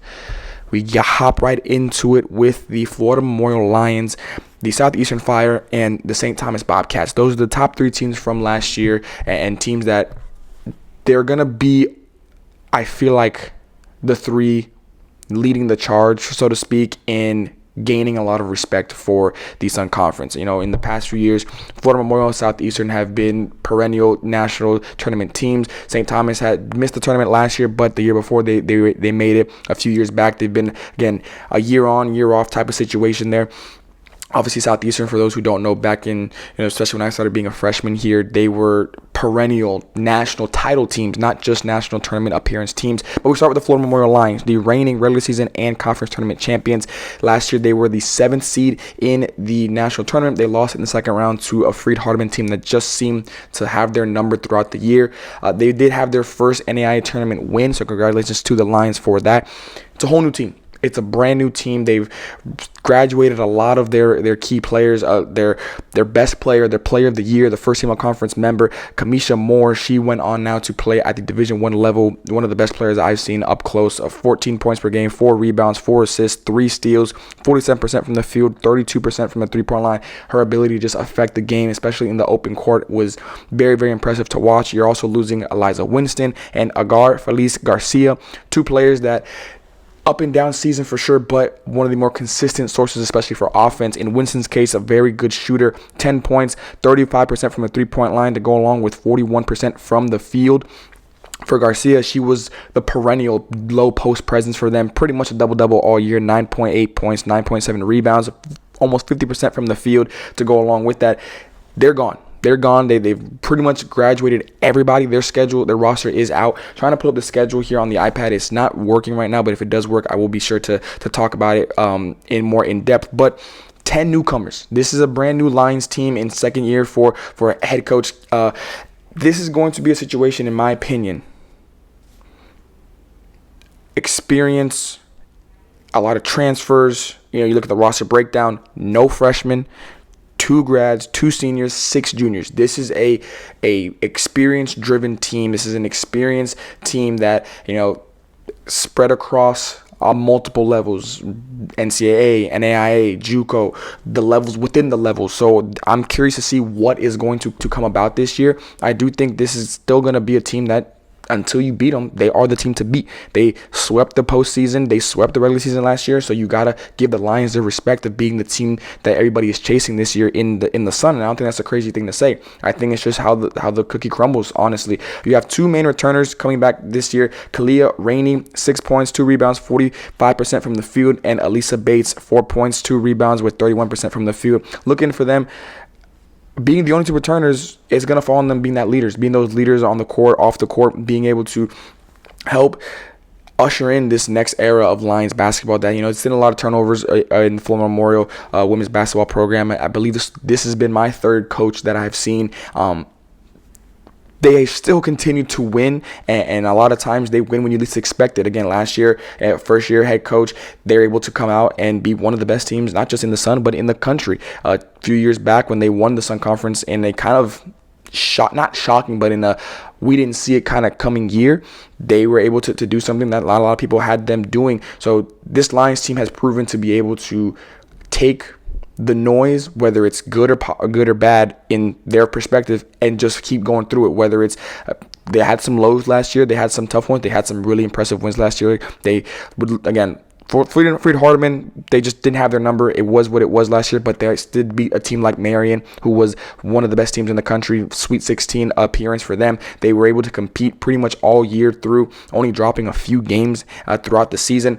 This team is going to be a very, very impressive team. Their defense is obviously the name of the game. 57 opponents' points per game last year. I don't see that changing, to be honest. I think they're still going to be one of the best defenses in the conference. If you want to beat the Philander Memorial Lions, you have to take care of the ball, and you have to be able to make them work on defense. Because if you don't, they're going to force turnovers. Opponents were turning the ball over almost 24 times, and the Lions were putting up almost 24 points off of those turnovers. That's about not even half, honestly, of their 73 points per game. They were able to create defense into offense on a constant cycle and affect your flow offensively. That was the biggest thing for this Lions. When we talk about the defense for the Philander Memorial Lions, it's all about making you uncomfortable, making you play their style of play. It's going to be a track meet. We're going to get up and down. It's going to be in the open court, and we're going to play the way we want to play. And if you can't handle it, it will be a long night for you. This team, I'm curious to see, though, if the offense can hold up. Because the defense, I feel like, is going to be there no matter what. I don't think this offense is going to take a nosedive or anything like that. I still think it'll be one of the better offenses in the conference. Do I see 70-plus points per game? That's going to be a big stretch for me, just because you're bringing so many new people, and a lot of your main offensive sources are not there anymore. So I'm curious from that side of things, but the defense is always going to be there. So this is going to be a top 3 team. For me, again, question 1, what are the keys for each of these top 3 teams? For the Lions, it's just going to be, honestly, can the offense have even half what they did last year? If they do that, I think they're going to be up there in a race for that number 1 seed, and they're not going to give it up willingly. It's going to be definitely a tough thing to try and pull from the Lions' claws this year. Schedule is not uploaded. If it loads on the iPad, I will be sure to talk about it. But again, this Lions team is going to be right there. They're not going to relinquish that number 1 seed. They're going to continue to be the team to beat going into the season until proven otherwise, because they've earned that right from what they did last year. Moving over now to the Southeastern Fire.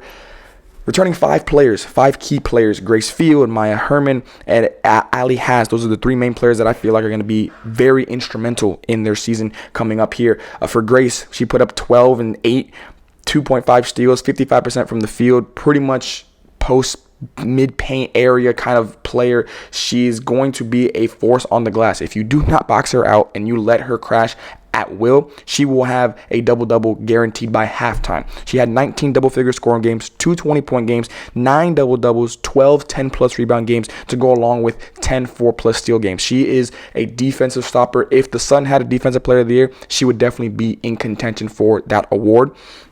Moving over now to Maya Herman, who has been one of the best perimeter defenders in the Sun Conference. In my time, top 3 probably. Her ability to just know the plays that are coming. 2 steps ahead, 3 steps ahead. She's able to be in the right place at the right time. She had 21 games last year with 3+ steals. She averaged 3.5 steals. She led the conference in steals per game. And it's not gambling. There's not a lot of times where she's gambling and putting herself or her teammates out of position. She's just very good at reading the offense and reading the defense of where the next pass is going to go. So I'm very interested to see where she's going to step now into the year 3 for her. I think the scoring is going to go up. I think it has to go up because you're losing a Jody Mullins last year, who was a first-team all-conference member, one of the best scorers in the conference, a flat-out bucket. You get her the ball in the elbow, you get her the ball in that low post area, in that short corner area. She's almost a guaranteed bucket. She's one of those players that you play good defense and it might still not be enough. She's put up 15 points per game last year, 2 rebounds, 3 assists, 45% from the field, 34% from the three-point line, 85% from the free throw line. Again, a prolific scorer. She's just a flat-out hooper, flat-out bucket getter. Losing that, I'm looking at Maya Herman as probably being the big name that is going to take an offensive leap. How much? Could she get to 15 points per game? I could see that. I could definitely see that because of her ability to spread the floor. 37% from the three-point line. That could go over 80, to be honest with you. And if I'm rounding up, it's only 38. So she's right there with it. That is where my biggest question is going to be for Herman. You're also losing Anaya Coleman, who has been the perennial point guard for Southeastern, and at least in my time in the Sun. 11 points per game, 4 assists, 4 rebounds, 2 steals, 42% from the field, 37% from the three-point line, and 84% from the free throw line. She has been a calming presence. Again, last year, in my opinion, Southeastern's best player was probably Jody Mullins. Again, just the offensive ability from her was amazing to watch. But Anaya Coleman was that calming presence. She was able to make plays when her team needed it the most. Big shots, whether it was a three-pointer, whether it was a big play on defense, whether it was the right basketball play on offense. She's always been able to do that throughout her time at Southeastern, now playing at the Division I level in Buffalo. So, we definitely wish her the best to showing the world what the Sun does. The same thing for Miss Moore from Florida Memorial. Let the people know in the Sun what we really have down here. But it's going to be a big step for them. I'm looking at a situation where Maya Herman could also have to jump into that spot of being the primary ball handler. Maybe not the one per se, but be a lot more of the responsibility on the ball. Maybe you're going to be having to initiate the offense a little bit more than in the past. I could see her assist number going up in Herman from 2 to maybe 4 per game, just because you're going to have the ball in your hands a lot more and you're going to be drawing a lot of attention. I think Maya Herman is going to be the number one option for a lot of defenses this year, trying to slow her down and what she can do. With that same, you're also losing a Courtney Demarest. Great three-point shooter, can spread the floor, 30% from the three-point line last year. Very, not high volume in terms of scoring at 8 points per game, but if she got hot, it's going to be a long night for whoever they're playing against. So you're losing some key elements offensively speaking. Just like the Lions, that's where my key is for Southeastern. Can the offense that they're bringing in, the 9 newcomers, the 6 freshmen, 1 sophomore, 4 juniors, and 3 seniors that are coming in this year for Southeastern, can they find some cohesiveness throughout the year? Last year, they were one of the most well-executed teams I've ever seen up close. They able to run sets all the way through, be able to do things that they didn't do at the beginning of the year, at the end of the year, like they've been doing all year. The play calling from the sideline was very top tier, and it made it hard to scout against them. It really did. It made it hard to know what they're trying to do because they could just go deep into their bag of plays and all execute them at a very high level. Can you still have that? Will you still have that? That's going to be the biggest question for me. Their schedule is out, though. Look over, they start the season on November 1st against Faulkner. It's going to be a very good test. It's going to be a home game. Then Bruton Parker. That's going to be a nice test as well. A very scrappy Bruton Parker team, I should say. Their first conference game will be against Florida Memorial. That'll be on November 15th. Then they've got Coastal. Then they've got St. Thomas. They've also got Shawnee State, University of St. Francis. They've done a very good job. University of Cumberland. They've done a very good job of getting some good non-conference games. Some very good non-conference games going to help them next year. Again, they were the at-large bid for the national tournament from the Sun. Again, obviously the Philander Lions won the automatic bid. The conference only has 9 teams, so there's only one automatic bid. The Southeastern Fire, they were the 11th seed last year. They lost in the first round to Xavier, who had a great year last year. So I'm not surprised. They just had a really good run into a buzzsaw, to be honest with you. But with that being said, they did a very good job, I feel like, this year. Their coaching staff to go out and find national level teams as well as experienced national level teams. Again, you're looking at like a Missouri Baptist, a Truett McConnell. Those teams are going to be teams that are fighting for a spot in the national tournament. When you've also got teams, like I mentioned earlier, Shawnee State, University of St. Francis, they're probably going to be national tournament teams when that time does come in the next calendar year. I also feel like part of it too is the Sun has gotten to a point now where a lot of these teams are on the radar of the committee, on the radar of the national scene. It's not just Southeastern, which it has been for a better part of a decade, to be honest with you all. But now it's the Florida Memorial Lions. Now it's St. Thomas. I think Keiser's really kind of making a leap here, especially going to their new coach, a new era there for the Seahawks. For Southeastern, you put up 73 points per game last year. You held opponents about 60 opponents points per game. For me, again, the offense is my concern, not from the numbers, but again, you lose 3 key offensive players, 2 of them being more or less your go-tos in certain situations. Again, Mullins, if you need a bucket, let her go to work. For Coleman, just a calming presence out on the court. And the fact that the coaching staff likes to use their depth a lot. I'm curious to see how that depth will be able to be found in terms of offensive continuity, offensive chemistry. It'll take some time for sure, but I do think it will be done at a very high level, probably quickly. It will start and end, though, again with Maya Herman. 19 double-figure scoring games, 320 balls, a double-double with steals, by the way, points and steals. She had, like I mentioned before, 21 3 plus a steal games. What she does is going to determine a lot offensively for this team. I really do believe that. I think she has that impact on the floor. I think she could have a bad game and still be arguably the most impactful player out on that court because of her two-way elite ability. So I'm kind of excited to see what she does from a fan standpoint and how she can step into that role in year 3 for the Fire. Heading over now to my neck of the woods at St. Thomas. Last year, definitely a rough year for us in terms of, we had a lot of lineup changes throughout the season. We had a lot of situations where, teams and players, they had to be put in roles that they maybe weren't used to before. And a lot of them thrived very well, a very solid season, given the fact that there was so much going on throughout the year where people coming in, not playing games, this and that, whether injury or anything else. Returning 3 key players that I feel like out of the 3, only one played all year, and that was Maddie Scherenberg. First team all-conference member, 13 double-figure scoring games, 220 balls, 14 5-plus rebound games. She is a threat in the open court. If you let her get a rebound and get to her ability of up and down, it is going to be a long night for you. One of the strongest players I have ever seen with just getting to the basket at will.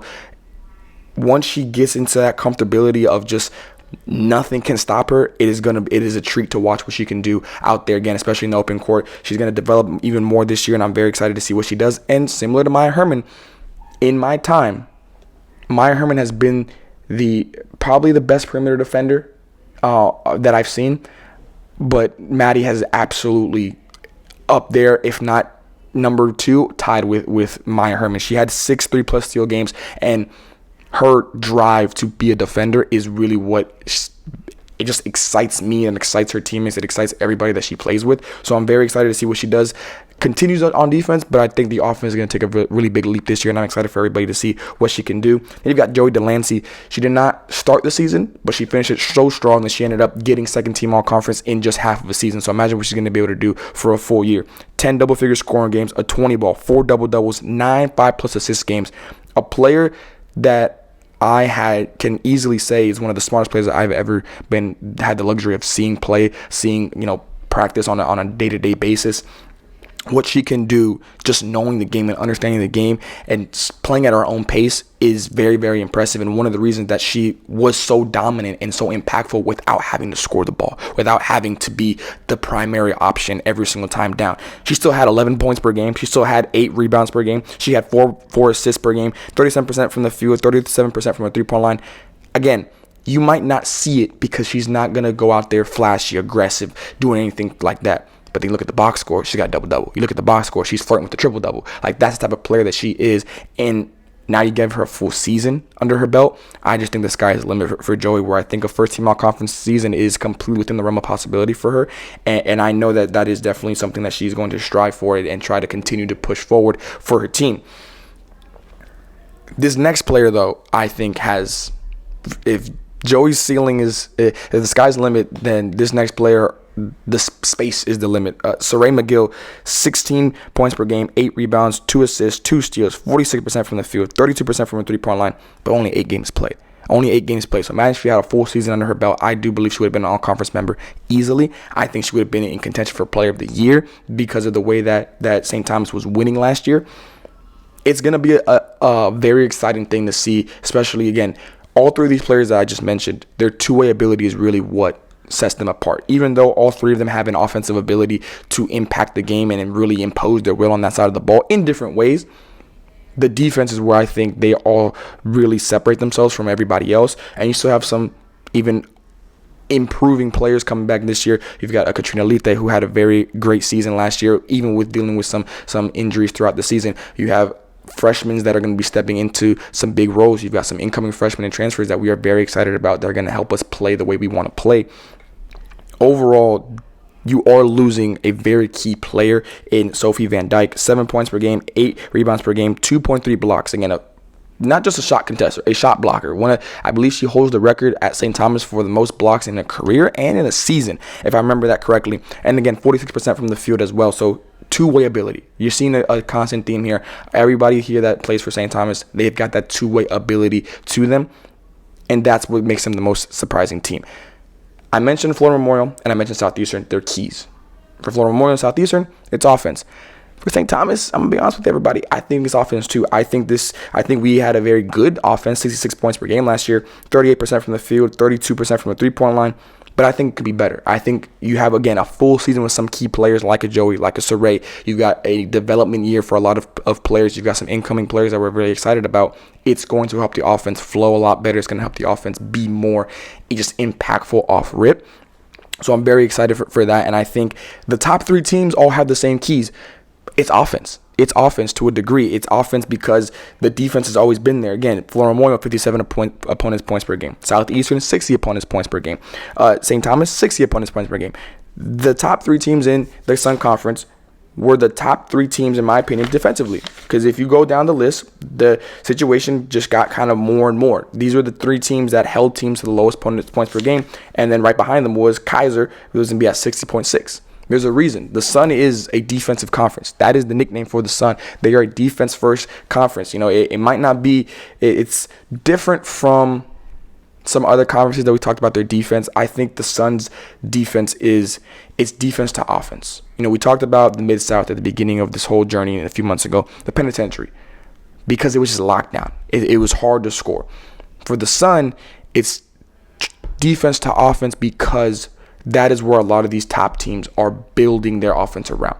Yes, these teams can score in the half court. Yes, these teams have a player on their team. Each one of these top 4 teams, including Keiser, when we get to them, even though they're going to be a new coach this year, they're going to have somebody that if the bleeding is going on and the offense just isn't flowing, here's the ball, slow us down, get us a bucket, let's get back composed. Every one of these teams that I've mentioned so far, and I will mention, has one of those players.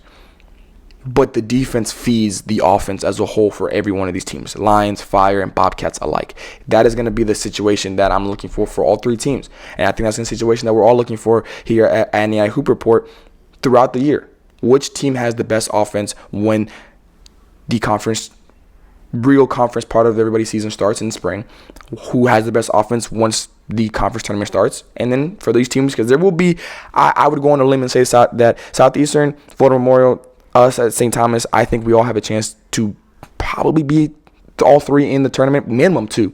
I for sure believe there will be at least 2 of us that make the national tournament. I think, you know, last year when we were looking at the rankings and the RPIs and all that kind of stuff, you know, we were one of the first 4 out at St. Thomas. It was a tough pill to swallow for sure, but just shows you how close we were. Few games here and there, we maybe get in as one of the last few teams in. I think this year, realistically, 2 for sure. 3, I don't think is even a crazy thing. I don't think that's the crazy thing. I think the goal would be 2 for the conference. I think 3 is still realistic. Might be harder to do, but I do think 3 is completely attainable for the Sun. Looking over for our schedule against St. Thomas. Start our season on October 24th against University of Virgin Islands. And then we got Freed Hardeman, Mission, great 2 non-conference games off rip. And then we head back up to Georgia for a Bruton Parker matchup. And then our first conference game will be against Keiser at home. And then we also have Weber and Southeastern. Head even lower, we've got Lindsey Wilson, Indiana Wesleyan, College of the Ozarks. We definitely have a non-conference schedule that I would put up with anybody out there. Am I gonna say it's the best non-conference schedule? I'm gonna be unbiased. I don't think it is. I don't think it is, and I don't think that's a crazy thing to say. There's plenty of schedules out there that have some better non-conference games, but the ones that we do have, I think, are some heavy hitters that would be very, very impressive. Any stretch of the imagination. Again, College of Ozarks, I think, going to have a really good season in their own right. Indiana Wesleyan was the runner-up last year in the national tournament. Then you've got Lindsey Wilson, who's going to be a very formidable opponent in the Mid-South. And I mentioned Freed Hardeman, who, in my opinion, will be a top 10 team probably when the preseason rankings come out. So we have maybe not the numbers that some of these other schools were able to attain, but the ones we do have are going to rank up there in the rankings, are going to be able to be some of the better teams. That Freed-Hardeman, national tournament team, you can book that. Indiana Wesleyan, national tournament team, you can book that. College of Ozarks, I would say the national tournament team right now. Mission and Lindsey Wilson, don't be surprised if for sure one, but don't be surprised if both of them make it. So I do think our schedule is going to be one of the more interesting ones. I'm excited to be playing some of these teams. I'm excited to be able to go watch some of these teams in person throughout the year. And again, I'll take this moment to talk about it. This is completely an unbiased platform. This is going to be a situation where if I feel like our season isn't going the way it should, I'm going to come on here and say, like, we are just not having a good season. We got to be better. That's just a flat out.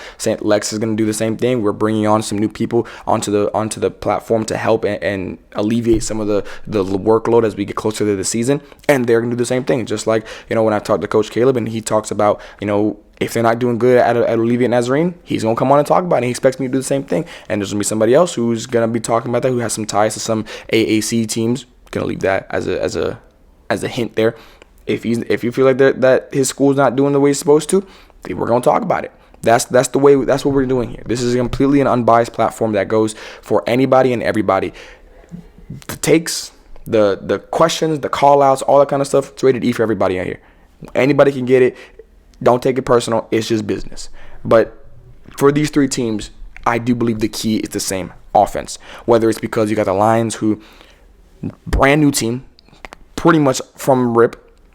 Southeastern, you're losing key pieces, even though you have 5 returners, which isn't a lot, but it's still a good amount, especially in the day and age we're at now.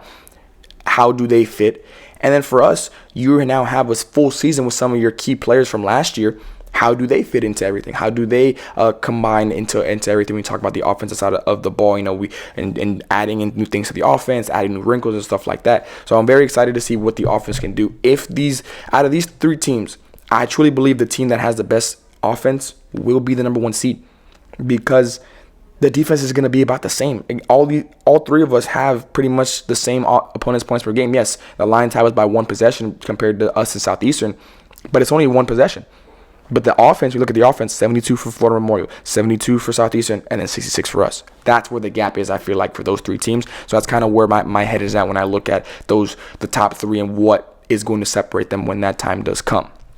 Now we're going to head over to question 2, and question 2 is, which of the new teams are you excited to see? Now, when I say new teams, what I mean is the new coaching teams. So I mentioned before, for Keiser, new coach Matthew Strickland. He will be taking over at West Palm Beach. And then you've also got Ave Maria's new coach, Jelini Akil. I hope I'm saying that right. He's a former player for the Gyrenes. So we're going to talk about those 2 teams real quick here. My personal opinion, both teams have a unique interest. For Coach Strickland at Keiser, former head coach at LSU Shreveport, 3 national tournament appearances, 21 Red River Conference regular season titles, back-to-back Red River Conference titles, and from the tournament, you have pedigree. You know how to win at this level. So why wouldn't I be interested to see what happens there? Why wouldn't I think this could be one of the best teams in the conference? Why would I not expect that to be the situation for the Seahawks? Why would they not expect that? They're returning still some key players. Marino Omaya, she 4 points per game, 3 assists, 2 rebounds, 33% from the field. The point guard from last year's team, in my opinion. She was able to facilitate the offense, be kind of the connector between everybody. She had 8 5+ assist games, so kind of just shows you what she can do when she's just facilitating the offense. Jasmine Hale, second team all-conference member. Because you're losing your 3 main offensive sources in Mimi Han, who's a second team all-conference member, Elena Schaefer, who is a first team all-conference member, and Eliza Ellison, who's also a first team all-conference member, Hale is going to need to step into that role. She right now 8 and 6 on 2 steals, 50% from the field, 45% from the 3-point line. She had 2 double-doubles last year to go along with 3 10+ rebound games, 15 5+ rebound games, and then 12 double-figure scoring games. I'm looking at her to take that leap offensively. They are bringing in a good group. Their roster is already out on their website. I'm very excited to see the talent in the Sun this year. Might be the best it's been in a very long time, just because of the incoming transfers that we have from everybody, not just from specific teams like the top 4, but everybody as a whole has done a very good job at bringing in new talent, bringing in experienced talent, bringing in talent that they feel can help them win a conference championship. I mentioned the 3 they're losing. Mimi Han, Elena Schaefer, and Eliza Ellison. For the better part of the past 4 years, those 3 have dominated from the Seahawks side of things. Schaefer, 13 points per game. Ellison, 14 and 8 with rebounds. And then me behind, 9 points per game. All efficient scorers, all able to score at almost all three levels. They were three of the best offensive trio that I have seen in my time covering basketball. And again, being in the Sun, every time we played against Keiser, we knew we got to stop all three of them as best you can. And not even really a stop, more of a contain. Got to contain all three of them, because if not, they will be the reason you lose a lot of these games, whether home or on the road. So I'm very excited to see what this Keiser Seahawks team will do, especially with, again, Coach Strickland in his new season. The excitement for me for them comes from the fact that Coach knows how to win at the NAIA level, and Coach knows how to win at the college level, period. So that's very, very exciting for sure. Looking at their schedule, they start the season this year on Halloween against Reinhardt. Very good test, very formidable opponent there. It's going to be on the road as well. Then you've got their first conference game against St. Thomas. Then you've got Warner. You also got University of Health Science and Pharmacy in St. Louis. University of Mobile. It's going to be a home game for them. Morningside. Another schedule that do I think is a top 10 schedule in the country? No, but it's very good. I think it sends the message of, we know that we have a potential here, but we're going to really focus on us. Still have some very good teams. Still have some teams that we can compete with. We could lose these games. I could see them losing to Reinhardt. I could see them losing to a University of Science and Arts, University of Mobile. Like, I could see them dropping those games, but I could also see them winning those games. So it just kind of depends on what type of Keiser team we have at that point of the season. Now we head over to Ave Maria. With their new coach, it comes from a standpoint of pretty much all new together. All new. There's, Coach Jelani has not coached at the college level, at the high school level. He has no coaching experience. He's coming in as a former Ave player, played 4 years for them. He has 9 returning players. This is going to be the definition of new era. And that's why I'm excited. That's why you should be excited. Sometimes you need something new, something fresh. Ave Maria, for as long as I've been in the Sun, they have been a team that you can never overlook. It is hard to win at Ave Maria. Since they got their new gym, it's even harder to win at Ave Maria. The way that Coach Alex Moorhead, who is now over at McPherson in the KCAC, the way he played was so unique. He used his bench. When we were scouting for them, it was hard because we never knew who was going to play, aside from a few of the main names that I'm going to mention here in a minute. But I'm excited because there's just so much unknown. And you can look at it two ways. You can look at it saying this could be a rough season, or you can look at it saying they got nothing to lose. The experts are going to say that they're probably going to have a rough season. Maybe. That's probably the realistic approach. But why not? Last year, Ave Maria made it to the conference championship game as the 5th seed. They went on the road in their first game of the playoffs and won. They went to the semifinals and won. They got there. They were there. I remember that, getting the updates against the Lions, and they had them for a minute there in that first quarter, in that first half. Obviously, the Lions opened it up at the end there, but there was a war where the Gyrenes did. And mind you, the Gyrenes also did that the year before. They were in the conference championship game then as well, I believe against Southeastern. If I'm remembering this correctly, I'm pretty sure it was against Southeastern. So they have the ability to just get hot at the right time and just get overlooked. And that is a dangerous team for sure. So I'm very excited for that aspect. Just flat out new. What can you bring in? It's a clean slate. Go out and just try and do what you know you can do. Again, you have 9 returning players. None of them are your top 6 scorers, though. You're losing Shania Colleen. When I tell you, one of the most dominant post players I've seen up close, 13 points per game, 8 rebounds per game, 61.88 a field goal percentage. The girl, she just lived in that paint, and you couldn't do anything about it. Hit you with a drop step, hit you with a face-up game, it did not matter. She was going to be a double-double threat every single night that you played her. First team all-conference member, obviously. Then you've got Lavaria Armstead, second team all-conference member. Very good off-the-bounce complimentary piece to Colleen. Be able to get into the gaps, able to get to that mid-range pull-up. Not really a three-point shooter, still shot at a 37% clip, though. Not a very high-volume three-point shooter, but could really space the floor out. And when her team needed her to get a bucket, she definitely got one of those buckets. 12 points per game on 3 assists with 5 rebounds, 46% from the field. It's going to be tough losing that perimeter kind of just calm to the storm sometimes. I'm very interested to see where they go from there. You're also losing Gianna Santacroce, 3-point sniper. The girl could get hot and stay hot the entire game. 32% from the 3-point line, good for 9 points per game.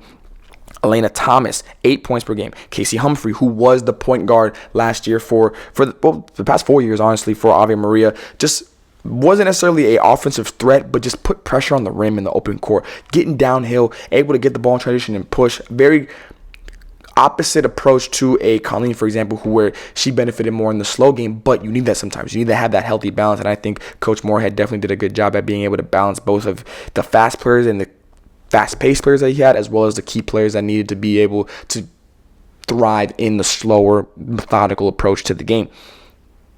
You're losing all 6 of your top scorers. Again, it's a clean slate. It's a recruiting class. How can Coach Jelani recruit? What can he bring in? Who of the 9 returners are going to step up? I'm sure someone's going to have to step up. If not, everybody's going to have to step up. This would be a collective team. I do think they are going to need to be a year to find out what they have. But after that year, don't be surprised if by next year we're saying, yo, Ave Maria's they did something special last year. Maybe they just missed the playoffs, or maybe they just made the playoffs. That's either way. I think that's going to be a good test for them. If they're able to be in that playoff mix, even if it's just for the 6th seed, I think that's a win for them. I think that's a good season for them, and I think that should be the realistic goal moving forward for the Gyrenes. Their schedule is out as well.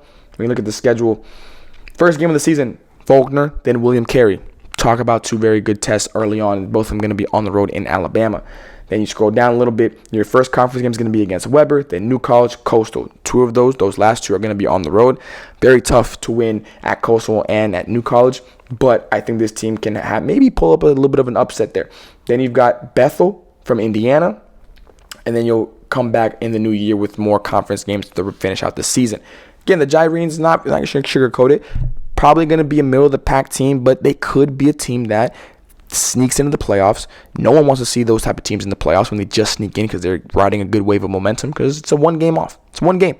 The Gyrenes come in hitting on 1 game, they could upset a number 3 seed, a number 4 seed. You never know. You never know. So keep an eye on these Gyrenes for sure, especially if they bring in the recruiting class that they have the ability to bring in. Heading over now to the rest of the conference because, as I mentioned for question 3, how tight will the race for the last spot in the playoffs be? And the reason I wanted to go with the last playoff spot, not the first one, because the first one will be tight as well. Last year, when it came down to this number 6 seed, because in the Sun Conference, only the top 6 teams make it, top 2 get a bye, 3 plays 6, 4 plays 5, and so on and so forth. The race for number 6 was absolutely to the last day. To the last day.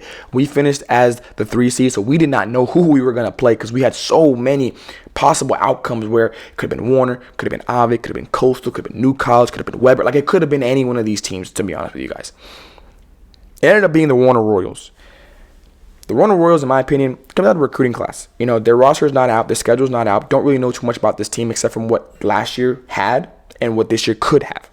The real only returner that I see from the roster is going to be Bethany Howard, who was a freshman of the year last year. 16 double-figure scoring games, a 20-point performance, 16 5+ rebound games. I didn't know she was a freshman, to be honest with you guys. I did not know until the time of the year came around where we were picking 4 freshmen of the year. And when I found out, I said, oh, yeah, no, she's going to win it. She's going to win it. Absolutely. A very athletic player. Great mid-range game. She can develop a 3-point shot. Watch out. She can put the ball on the ground a little bit. She got a nice little handle to herself. Like, she's a very good player that has a very high potential, and she could be the best player for Warner next year, and I don't think that's anything crazy to say. You are losing, though. Courtney Long, second-team all-conference member. The girl is a flat-out bucket. She gets her left hand. Good luck stopping her.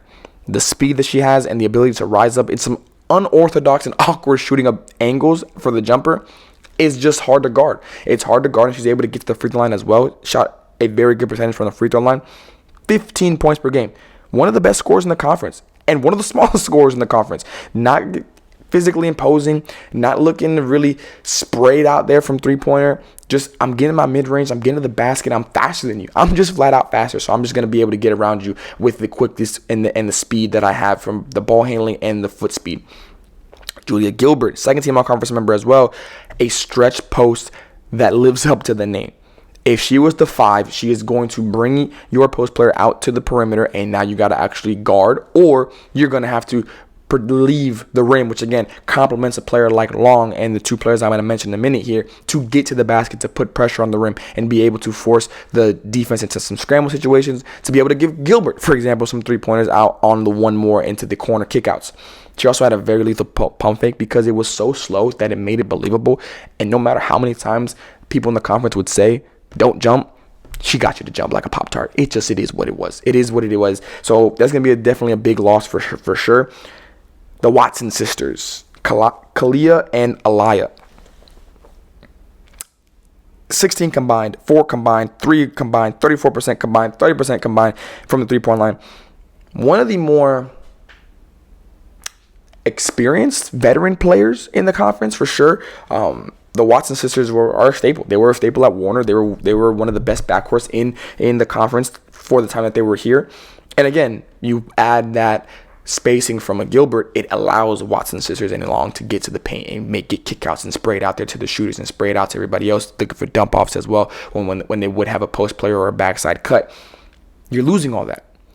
What are you bringing in? That's the question for me. What are you bringing in? If you're going to bring in similar style players, this could be a year away from being a year away because you fit the timeline of a Bethany Howard. You fit the timeline of some development from in-house.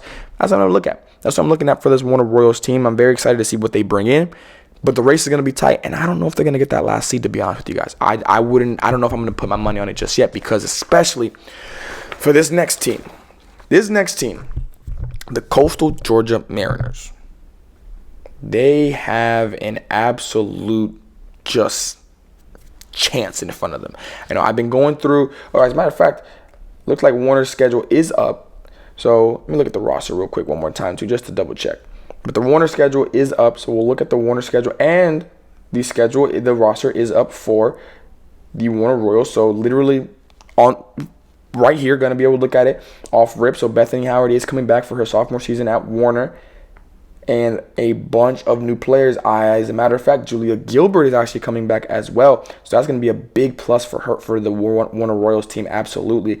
I'm very excited to see her now going to be in her senior year, in her final year, most likely for the Royals.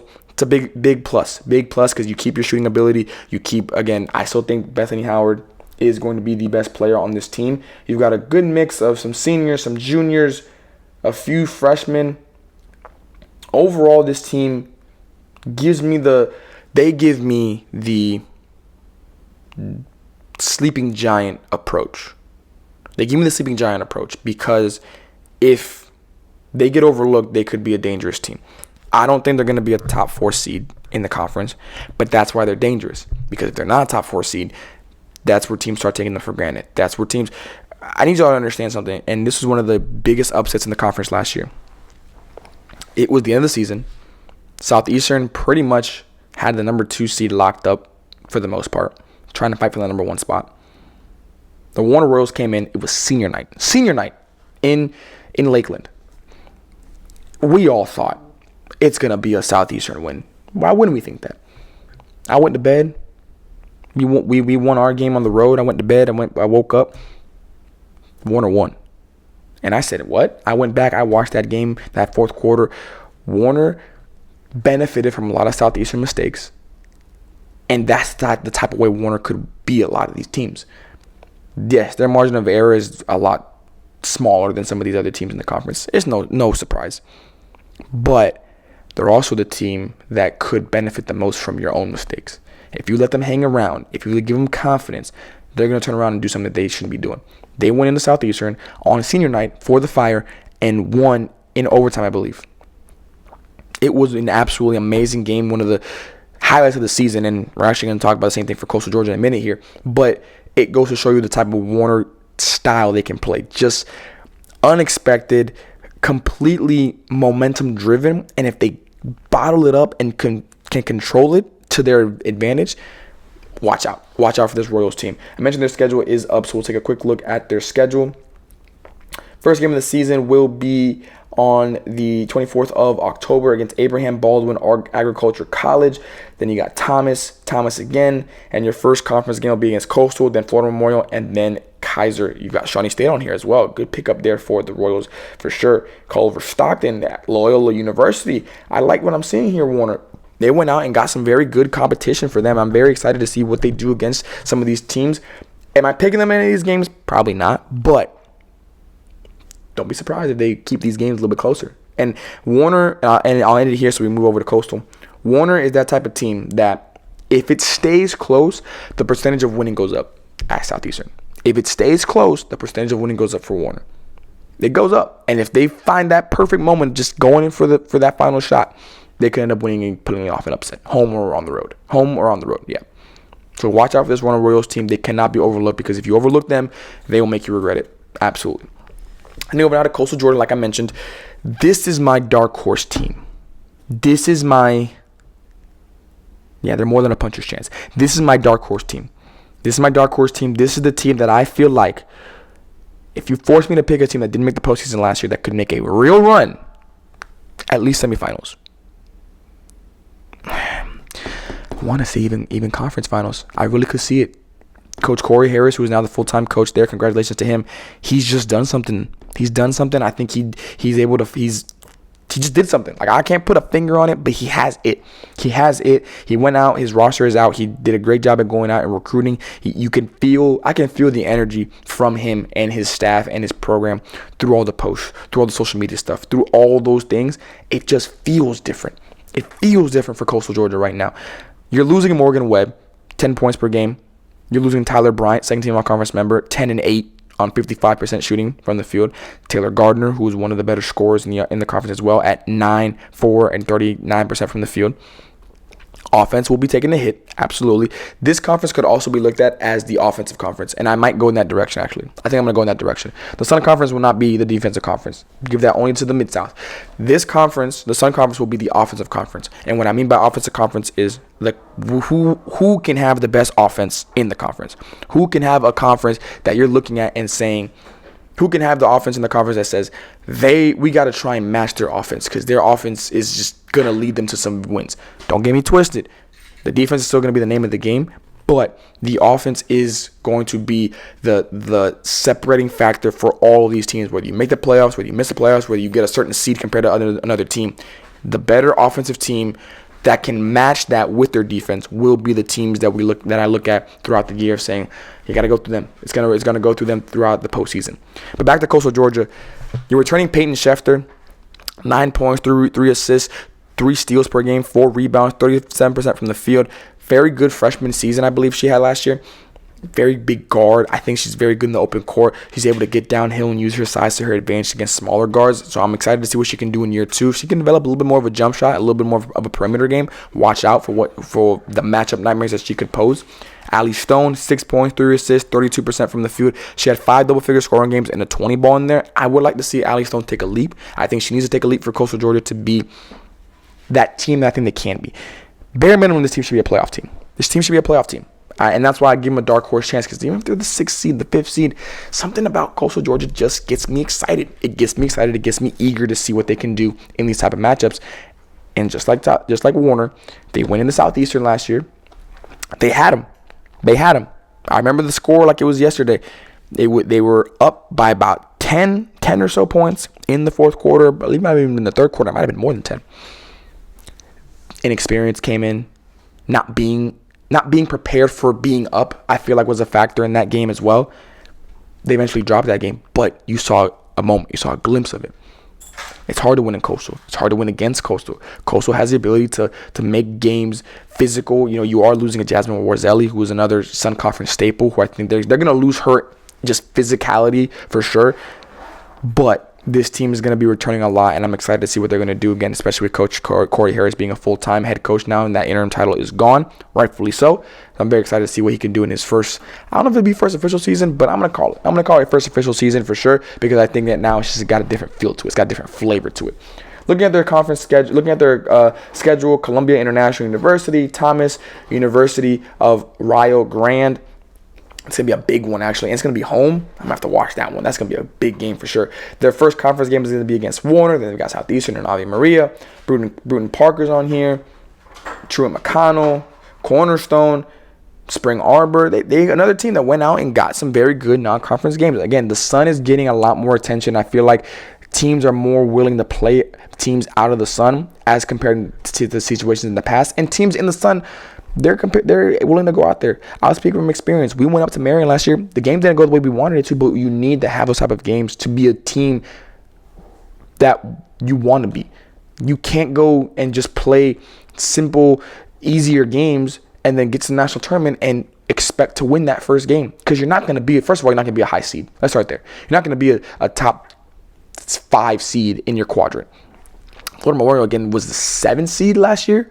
That was the highest that I seen in my time in the conference when I followed it be for a Sun team. Southeastern was 11. The year that St. Thomas made it 2 years ago and Southeastern made it, we were both 11 as well. So again, it's there, but we got to be able to beat some of these teams out there so that when we start playing against each other, it becomes a situation of we beat you who beat this person, and that kind of domino effect throughout the year.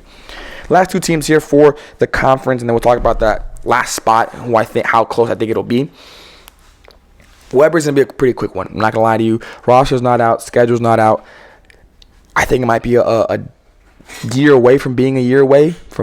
Maybe. I don't know. I'm kind of just don't know what to call this team. They've got possibly returning a Jaden Ross, second team all-conference member, 17 double-figure scoring games, 9 double-doubles, 15 and 9 with 2 blocks per game, 44% from the field. A matchup nightmare for sure. A lefty that can space the floor a little bit from that mid-range game. Could hit a 3-ball if she's really feeling it that night. So you got to watch out for her. Neri Moru, 10 points, 3 assists, 4 rebounds, 2 steals, 33% from the field, 31% from the 3-point line. One of the best scorers out there, as well as a Renee Bryant. She is your prototypical is the word I was looking for, offensive source at that 3-4, small ball 4, 3-2, big 2 for sure. More of that wing position. Her off the bounce game is very, very impressive. That hezzy pull that she has, that go screen action that they run is really, really good, especially for her. So I'm excited to see what she can do next year. Could she be an all-conference member? Possibly, I do think so. I do think the Sun needs to add at least another, maybe honorable mentions, because I feel like we have just such a good, deep conference, especially coming in as we add more teams. I do think we're going to get to 10 teams in a few years here. They got to definitely add at least an honorable mention. Keep it short, but an honorable mention has got to be absolutely. The team, I just don't know. I just don't know too much about them. I feel like they always are going to be in the mix because they are Weber. But right now, I can't say too much on them aside from what they might be bringing back. And I can't jump on that gun. If that's what they're bringing back, they're still going to be a competitive team that's going to be in the mix for that final spot.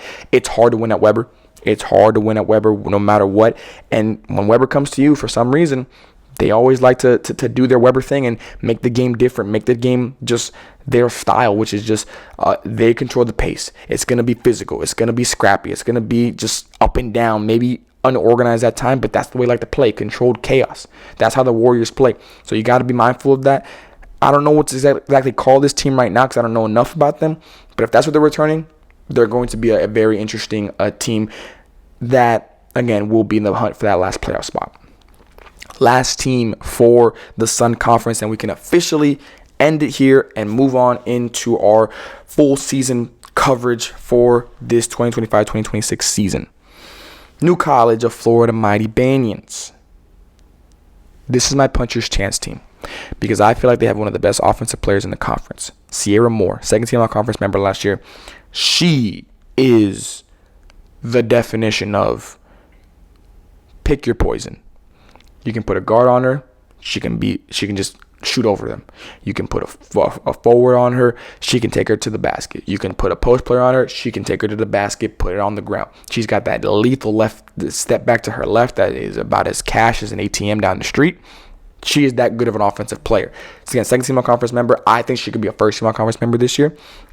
13 and 9 with 4 assists. She is going to be the focal point of everyone's defense when they play against New College, and she's still going to get her numbers. It's just how it works. She had two 20-point games. She had 10 double-doubles last year. She also had 8 5+ assist games, which I think is such an underrated stat. For a score of her ability, her efficiency, to still be able to get her teammates involved is just what separates her from a good scorer and a great scorer, or from just a scorer and a playmaker. Like I honestly feel like she's a playmaker more than she's a scorer because she can make plays for herself as well as for other people. And I think that's the separating factor between a really good player and an elite player, a great player even. You also got Haley Schelt. Girl can shoot the ball. She got parking lot range. If she's able to get a little bit of daylight, it's going up. They've got this split action that they run that is very, very impressive. I love to see it. 36.5% from the 3-point line for Haley. 9 points, 4 rebounds. She's a very good complementary piece to Sierra Moore because if her defender is even just takes a peek at more with the ball, that ball's getting flung over to Haley and it's going up. And you can't touch her. It's going to be an and one, I promise you that. So you got to be able to respect that ability for them. The reason I like them as my puncher's chance, those two lead a situation where it just makes sense as a first year for them to make the postseason. A puncher's chance not to win the conference, but a puncher's chance to pull off an upset in the conference tournament. I think they could be a team that benefits from the one-game style. Obviously, I think they benefit from playing a lot of their conference games at the end of the season. You just got to get in. You just got to get in. If you get in, anything can happen. Anything can happen. And if anything can happen, anything will happen. We've seen that happen plenty of times in the Sun. I've seen it firsthand with some great playoff games, some great regular season games. So I think New College has to be respected as a legit threat to not just make the postseason, but get a game. Get a game from one of those top teams. Because if they do, don't be surprised if it comes in a little bit more of a emphatic way, not so much of a squeak by 1 point win, more of like a 5 to 6 point win, even if it's on the road. That's how New College works. I feel like they could definitely do that. Looking at their schedule, first game of the season will be against Trinity College. Then their first conference game of the season will be against Ave Maria, then Florida Memorial. Not as much, again, still a relatively new team when it comes to the NAIA side of things, and as well as the Sun Conference. Again, only going to be their second season. But in the second season, I feel like they're going to be able to be a playoff team. From those last 4 teams that we mentioned, or that I mentioned, Warner, Weber, Coastal, New College, I'm giving Coastal the nod as the final playoff spot. I think Coastal could actually move up a little bit because I think Ave Maria might jump out of there. So I'm giving Coastal the 5th spot. I would give New College the 6th spot. I think New College gets into the postseason as the last team. I think they're the first team that they're going to be the first team that we look at as saying, that's a big jump. That's a big jump for them. I think that should be their goal, and it's a very realistic goal that I think they could definitely do going into this season. Now we're going to talk about our way too early tiers prediction. Contenders, playoff locks at the door, break right.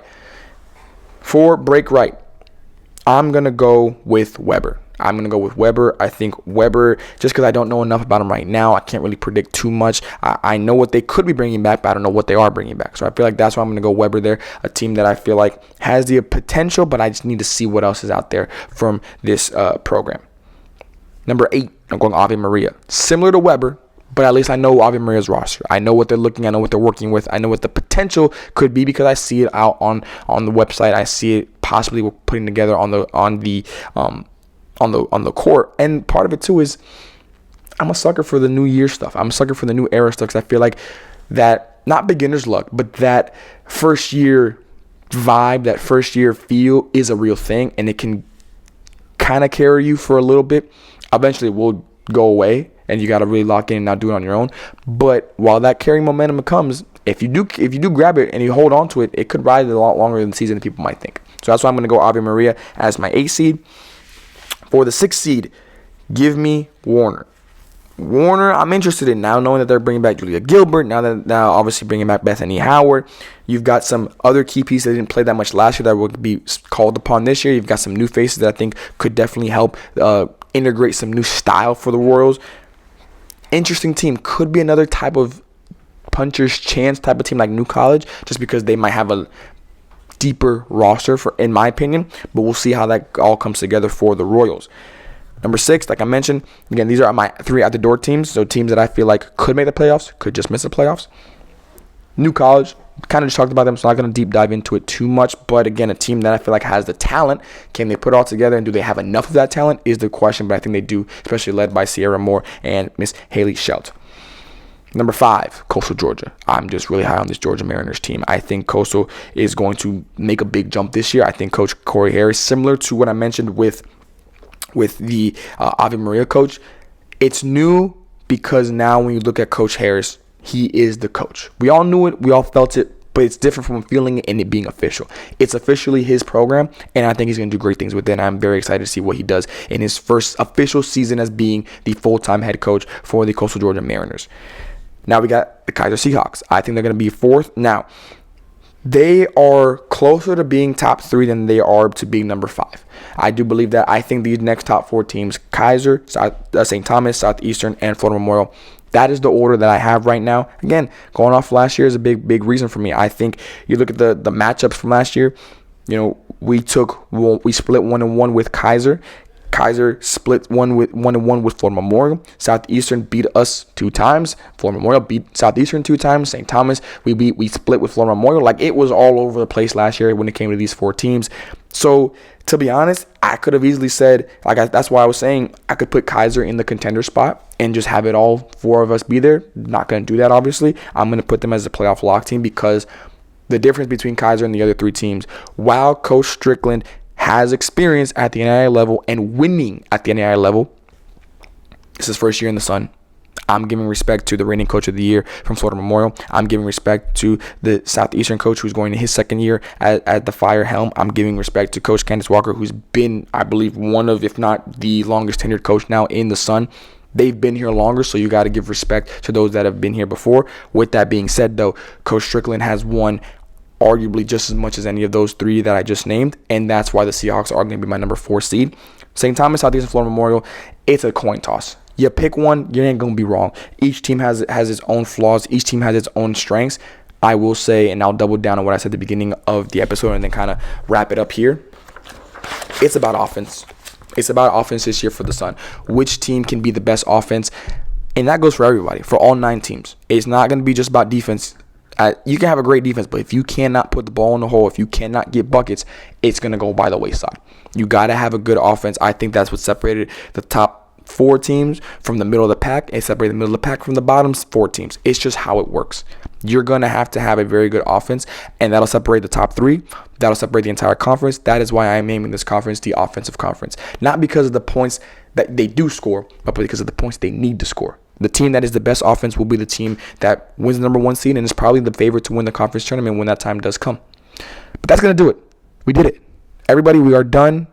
All 20 conferences, all 20 previews, 2+ hours for 10 episodes. It has been a journey. Started back in July. I want to thank everybody who has been a part of this journey from the team, everybody who has watched every single episode, who's watched an episode, even a part of an episode, whatever the case might be. We appreciate it. We do this, again, like I always say, we do this for you guys, because without you guys, without the support from all you hoop reporters, there is no podcast. There is no social media platform. As much as I love this and as much as I've enjoyed this short time of this process, it's just different, and I would do it just if it was me talking with a few subscribers, but knowing how many people are actually tuning in, knowing how many people have watched and interacted, whether positive, negative, whatever case might be, it lets us know it lets me know and lets us know that we're doing something right and we're doing something that is much needed. And I know at the end of the day, that's all this is. This is coming from a place of giving spotlight and supporting the game on a platform that I feel like has been sorely underappreciated, and I think that's going to change this year, and it's going to change in a very big way. So I'm very excited to start this journey with everybody here at the organization, everybody here on the platform, and every single one of you, coaches, players, fans, family, friends, whatever the case might be, whatever you identify with when it comes to the NAIA Women's Hoop Report scene. We appreciate you. We're doing this for you. That will do it for our 2025-2026 conference previews. We will catch y'all in the next one. 2 weeks until our first official day of games. Until then, see y'all next one.